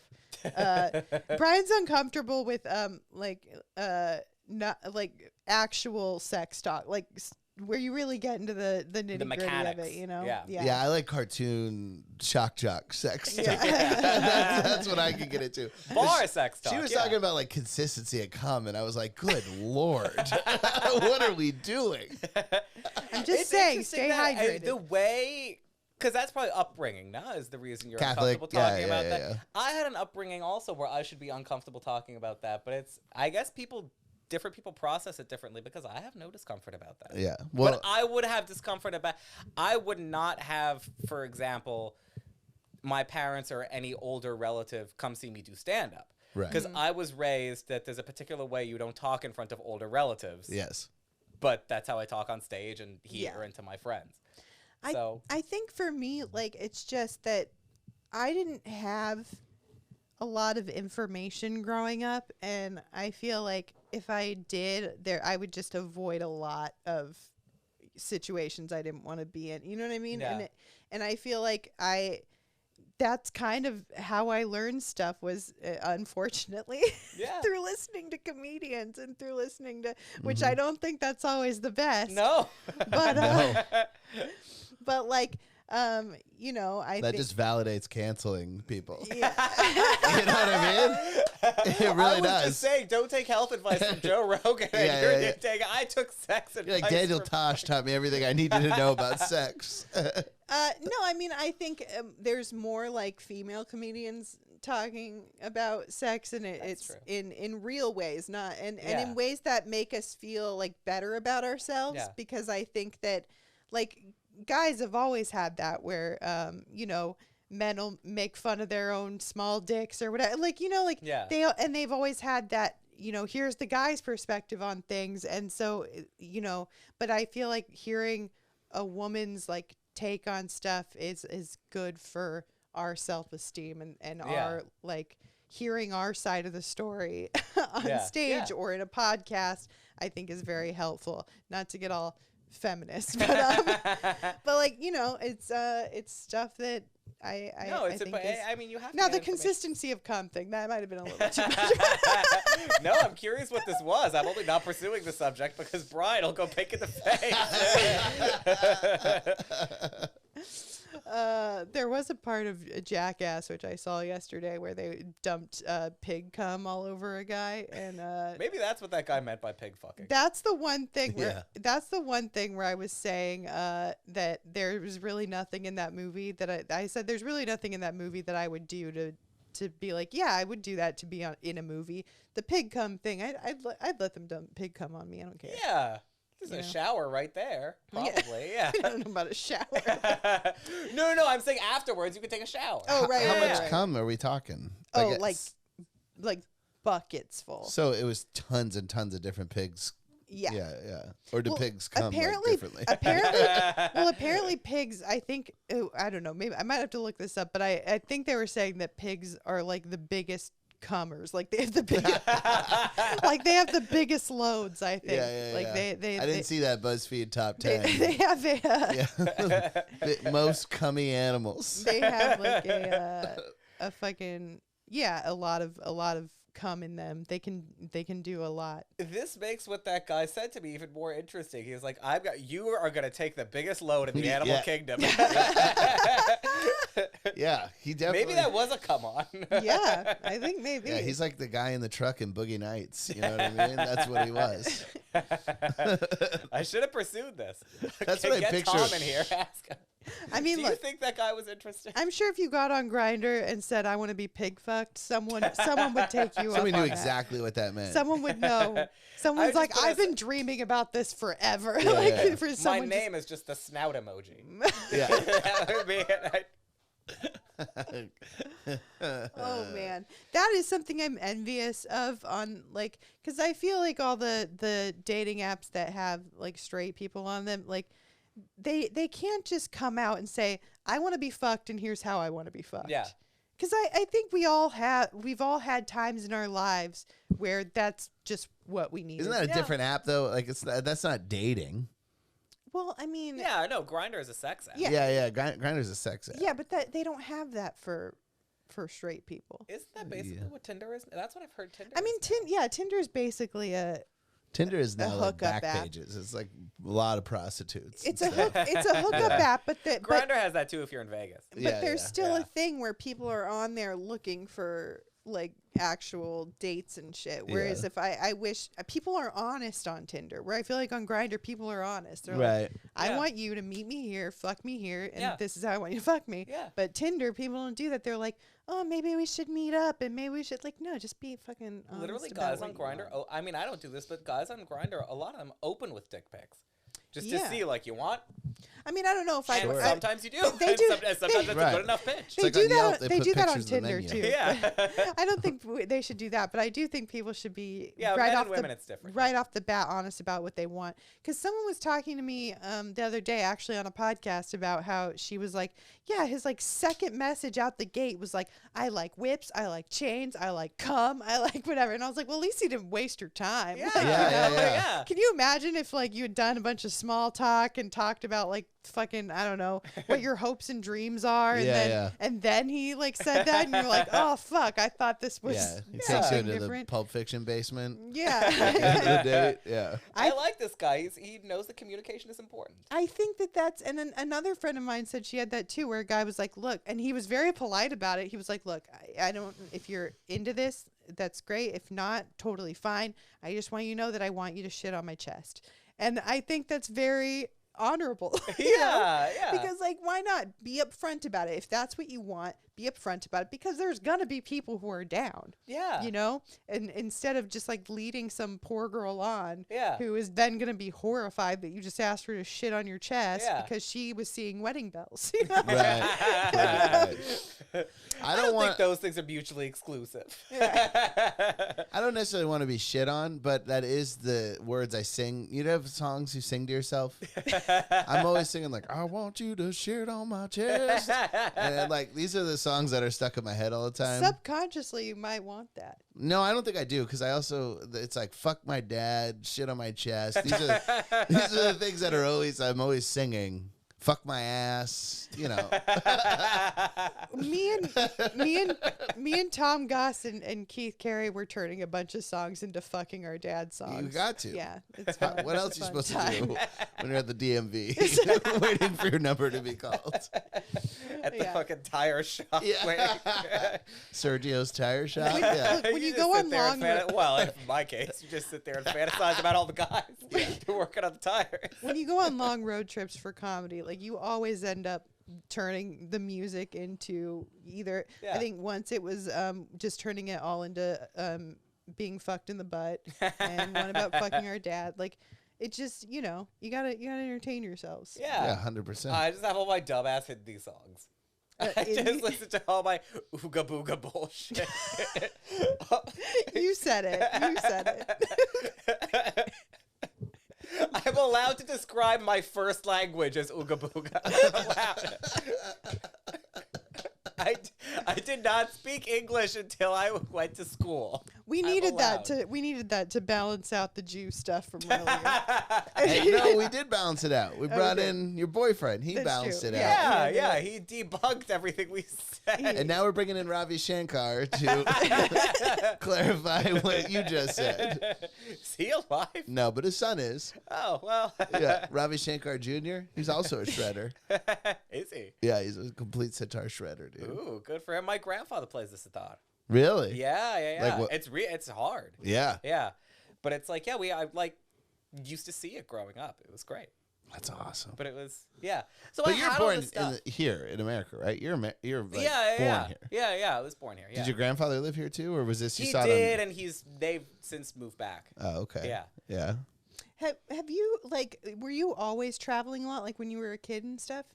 Sometime, I mean, not to the extent I am now. Because I feel like when I met you, I think you were like 21 or 22. Probably. Something like that. I got into this my last semester of college. And same. Yeah. And And I remember meeting you and being like, this is a 50-year-old queen trapped in a 21-year-old body. Like, and like you have this very That's old world upbringing, I think. Yeah. That's more that I was raised in that old school way. right. Yeah. I was wondering if it was like that you've traveled a lot or that I you mean, just I had by that point, because like I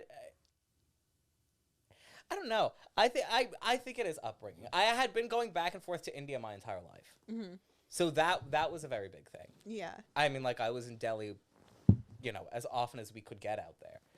So I was lucky in that I had parents who cared that we were cosmopolitan and well-read and took us to that. I grew up in LA and that my parents had the means to take us to the theater or to take us to India.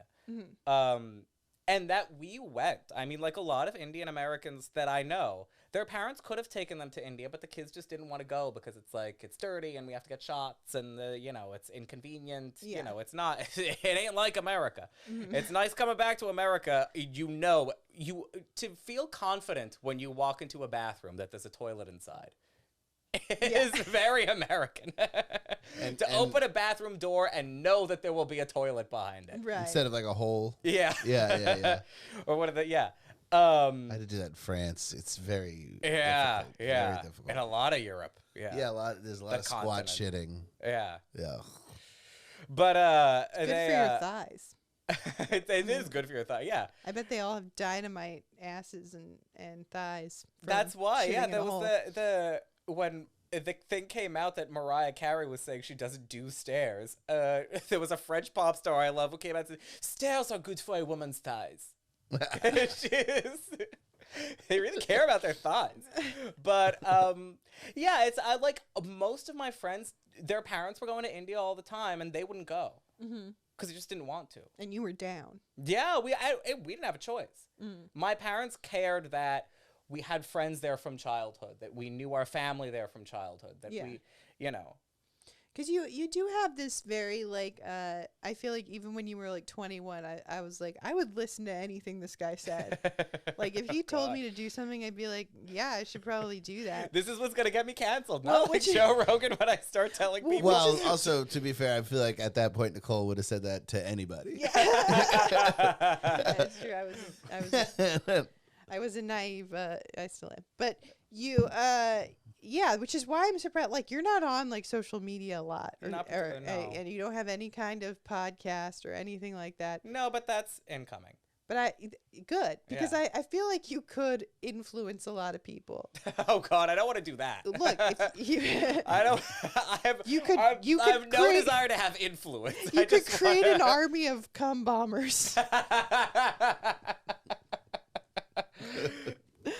Influence I don't want. Just entertainment. Yeah. Just entertaining people is enough. I don't. Because I do wish that people heard more of your opinions. I hope you bring. Honestly, I do hope that you bring back trashing people. Can you do that? Yeah. Oh, that I'll do. Okay. Yeah. Cool. That I could do. Yeah. But yeah, no. I just feel that. I don't see you as a very opinionated person. I see you as more of an kind of informed, a little more worldly. I relate to that where, like, just because like, different presidents and prime ministers and what's going on doesn't mean you have a strong opinion on it. Right. Yeah. But I feel like I'm mostly entertained by those things too. Me too. Like, it's yeah, that's what's like. It's unfortunate. I am into it because I love gossip. Yeah. I love the joke. Well, I think it's more just anything that I said, like, what's your opinion on this? You'd be like, oh, darling, let me tell you. You know, like, it's very Hello, it is entertaining. darlings. I am so pissed off. Yeah. And we're going to talk about it. So fucking pissed about the Ukraine, and nobody cares. Yeah. But I don't know. I just think this is why I love reading memoirs by these old English aristocratic ladies who are dead now, because they were in certain ways, and I think raised in a similar way to I was. There's a memoir I'm reading now by the late Duchess of Devonshire, and she had a bit in it when she said, "I read now about the necessity of self-esteem in children. We would have become hopelessly arrogant had we been indulged with such a thing." And I'm like, that's how I was raised. Well, you were also raised by people who were came from that, subjugated by the Brits. Yeah. So it makes sense that I have. I mean, and we, you know, I have an old 1 rupee coin that's been in my family that has Edward VII on it. oh wow. So it's, you know, two of my grandparents were born under George V, the other 2 under George VI. Mm-hmm. You know, that's still there. And that South Delhi, as you probably heard when I was doing that accent, is very English still. My mother's high school was called Cambridge in Delhi. Yeah. That was the name of the high school. Yeah. Yeah. I wish I had arrogance. I really do. It works for people. It does. Yeah, it does. Yeah, It yeah. really does. It really, like, people just, because everybody's just looking for something to believe in. So if you come in like cock swinging or whatever, people are like, well, this guy has answers. That's true. And I used to think like people would hate me if I had arrogance. There but will, but that doesn't matter. You'll reach other people. I think some Yeah. people get away with it. I think some people it comes off as just charismatic. You know? Yeah, Marlene Dietrich. Who? Marlene Dietrich was I think the most glamorous movie star of all time. Okay. She was in like 30s, 40s. She was from Germany actually. And then she defected to America and spent the war on the front playing for the Allies. Yeah. Like entertaining the Allies. Got crabs 12 times. She's the inspiration. Have you seen Blazing Saddles? Yeah. Yes. You remember the German singer? Yes. That's kind of a parody play Yeah. off of her. Gotcha. And gotcha. also for the Diane Kruger character in Inglourious Bastards. Oh, okay. Yeah. Yeah. And she was great, but she had that whole thing. She was so... I read a book that her daughter wrote about her. And she was so supremely confident Yeah. in herself that she didn't even...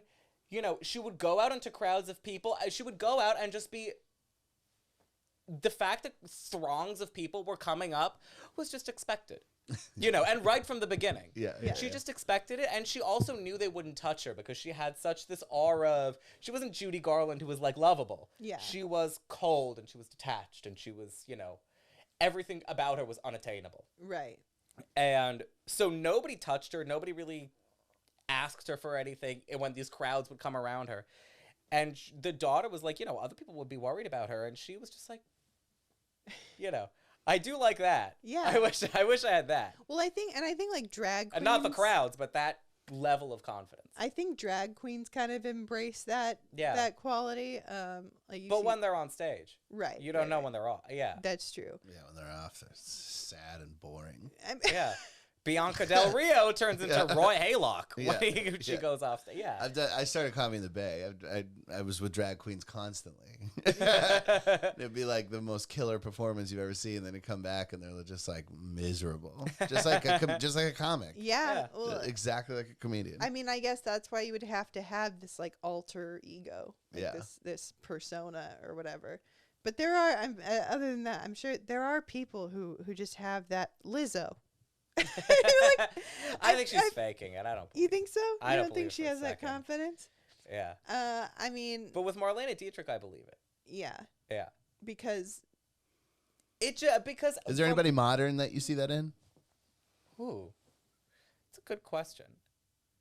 ScarJo, I think. Yeah. I don't think I mean I don't think I don't like her as much as I like Marlene Dietrich. My favorite movie star, who is again one of these Bollywood women, is a woman named Kareena Kapoor who has this. Mhm. And her most famous line in her most famous movie was "I'm my favorite," but she actually is like that. yeah, Interesting. The movie that made her a star was she like, and these are all examples from movies. This is not her real life, but she she's seen getting ready in her room, and then she looks in the mirror and goes, "How dare you? You have no right to look so beautiful. Not fair."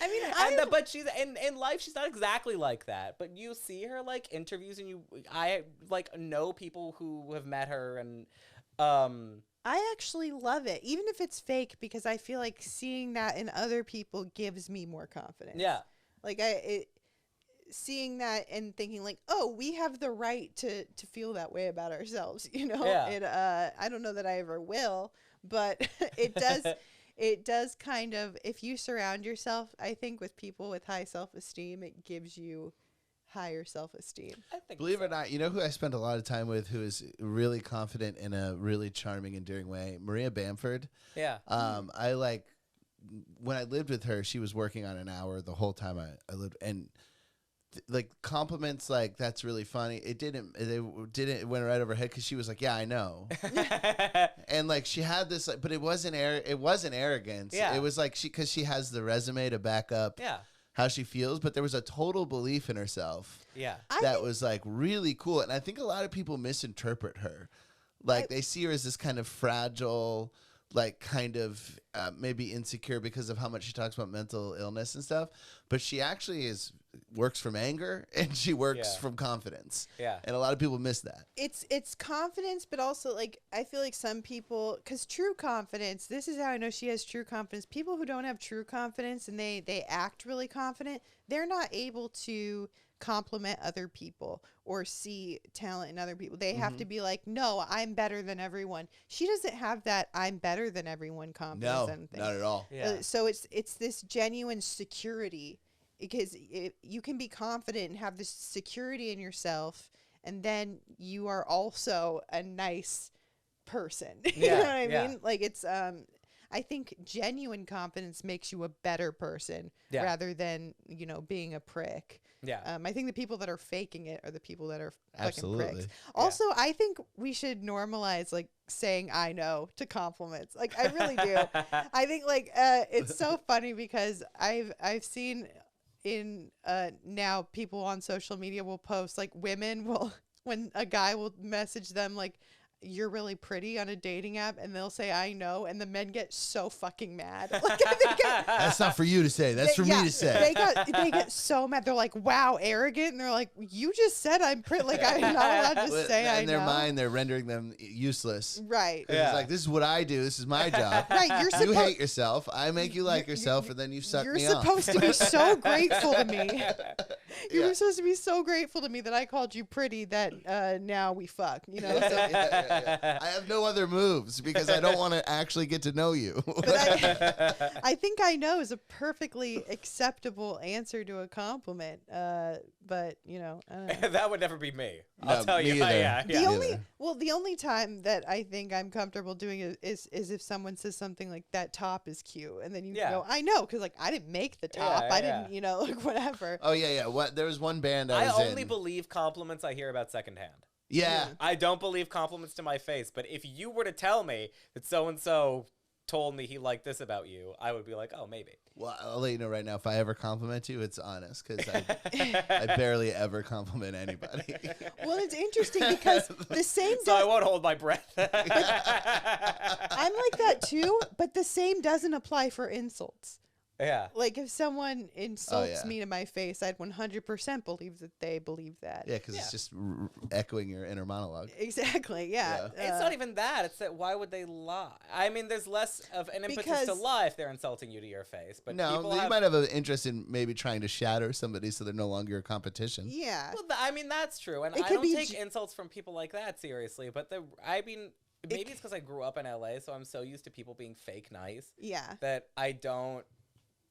I compliments to my face. I always Right. like. I don't get uncomfortable about it. I'm just like, it just doesn't. You're like, they have something to gain from complimenting me. They have nothing to gain from insulting me. Yeah. But I do think that people who are jealous and insecure will kind of give the backhanded compliment, and then You know what was one I loved? what's The that? Jane Fonda documentary. She at one point she was talking about plastic surgery, and I think she was saying she regretted some of it. And she said, "I love older faces. I love lived-in faces. I love Vanessa Redgrave's face." And then the next sentence was, "I wish I was braver."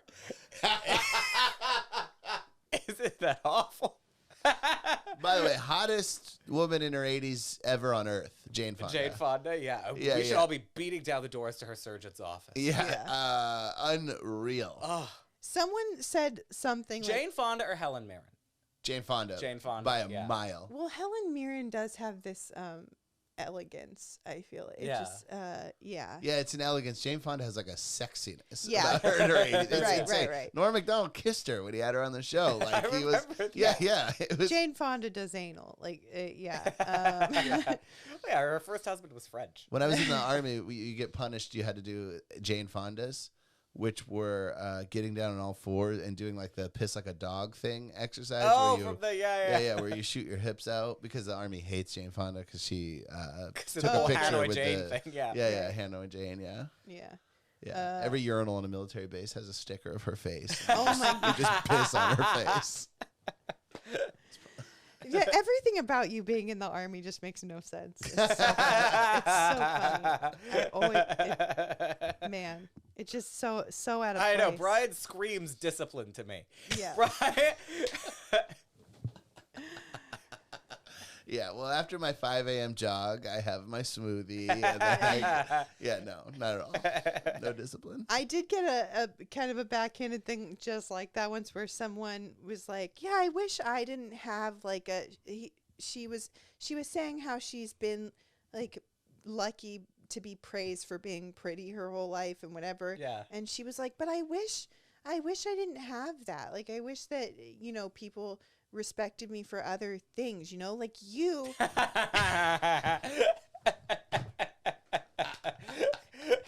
For people who didn't see, respect Brian's you for headphones fell off. He was laughing so hard.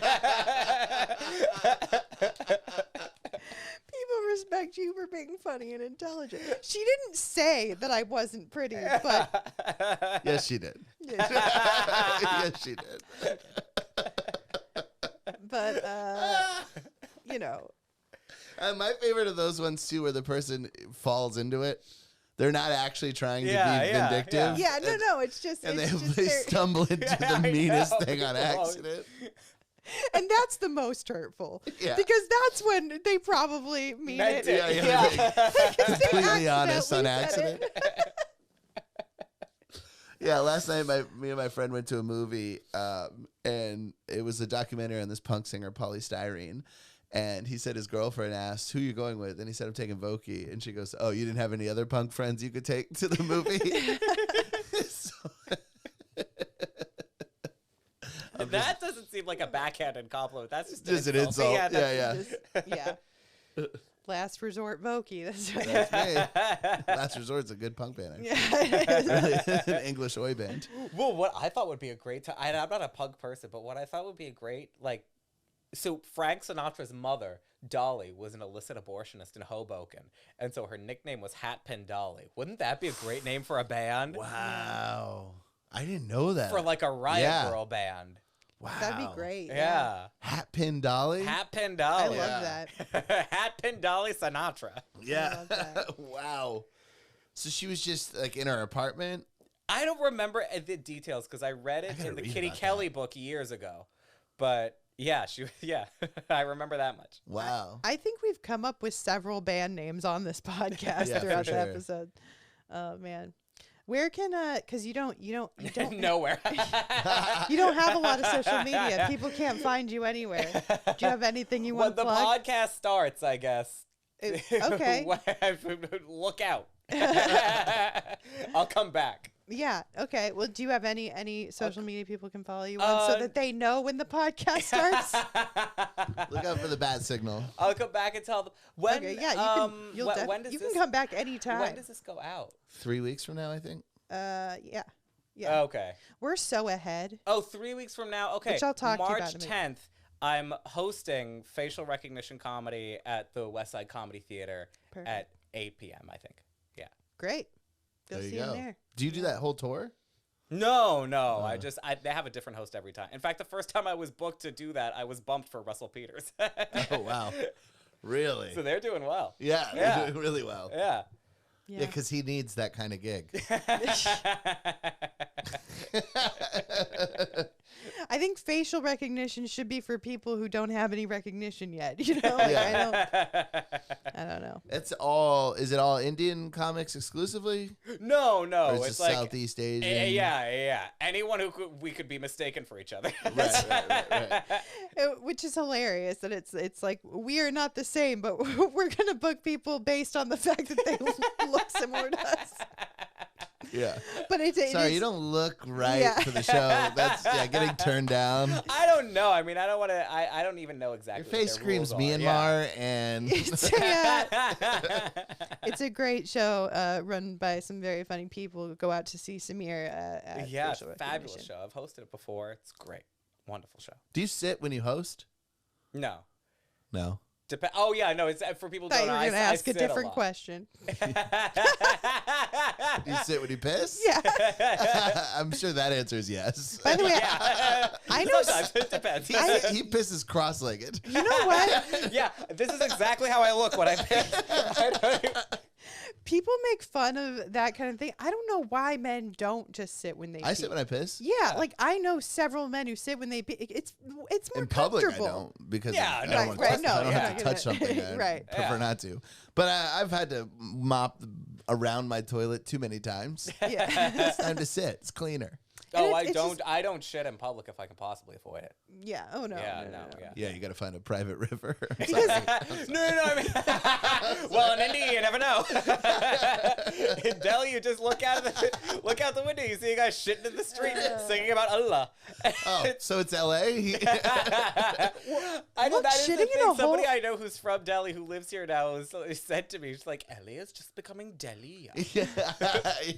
Now that I think about it, shitting in a hole is more sanitary because, like, it's your hole. You know, like if you just dig a hole, that's no one else has been in that hole. What does it matter if it's 'Cause amongst other shit? Because no one else. No, but you're not sitting somewhere where someone. Oh, a bunch of asses have been. Yeah, Yeah. and also it like with the toilet, even if you don't sit, even if you squat, like there's the splashback. You know. I don't know if I shit with the fury that you're shitting in. Where Also, the splashback is new water. You know, the previous person flushed, presumably. I don't know. I read a thing once that it's even more unsanitary to have that splash, like if you're squatting. I don't know. Now I gotta work. Well, the more you know. There was a thing. I mean, in the Indian countryside, this big problem of like they're trying to install toilets in people's houses and people don't want them because it's a kind of overly literal interpretation of "don't shit where you eat." They're like, "No, we cook in this house. We're not shitting inside this house." That's true. Right. That's Like- true. It is weird. So the government had to work with a movie star who's called Akshay Kumar, who's very in bed with them, to make a Bollywood movie that was called Toilet: A Love Story to try to encourage people to get toilets. And I haven't seen it, but the plot of it is seriously something like this: a woman who's like who grew up having a toilet has an arranged marriage to a guy who doesn't have one, and has moved into his house with his family and has tried to get her husband to get a toilet. I have love to see this. movie propaganda, and the sillier the better. That sounds amazing. I have to see this. And it's like a lot of songs. I believe, yeah, it's a musical, yeah. Yeah, a lot and of the star is Akshay Kumar, who is the only non-Hollywood name who's always on the Forbes top 10 list of actors. He's like, he has a lot of like real estate in Canada, but Of course. Yeah. All right, we're gonna watch it and come back and talk about it on this podcast. That'll be when my podcast starts. We'll do the toilet love story episode. Yeah. No, totally. I'm down. Well, thank you for coming on Thank the you for podcast. having You're me. a This was delight. so I much love you. fun. All right. And I'll tell someone else that you're a delight so that they can tell you and you'll believe it. But keep an eye out for Sameer's podcast, TBD, and then and go see him at West Side Comedy Theater. He's fucking hilarious. Thank you guys. Everything hurts, everything hurts. Fucking life sucks, everything hurts.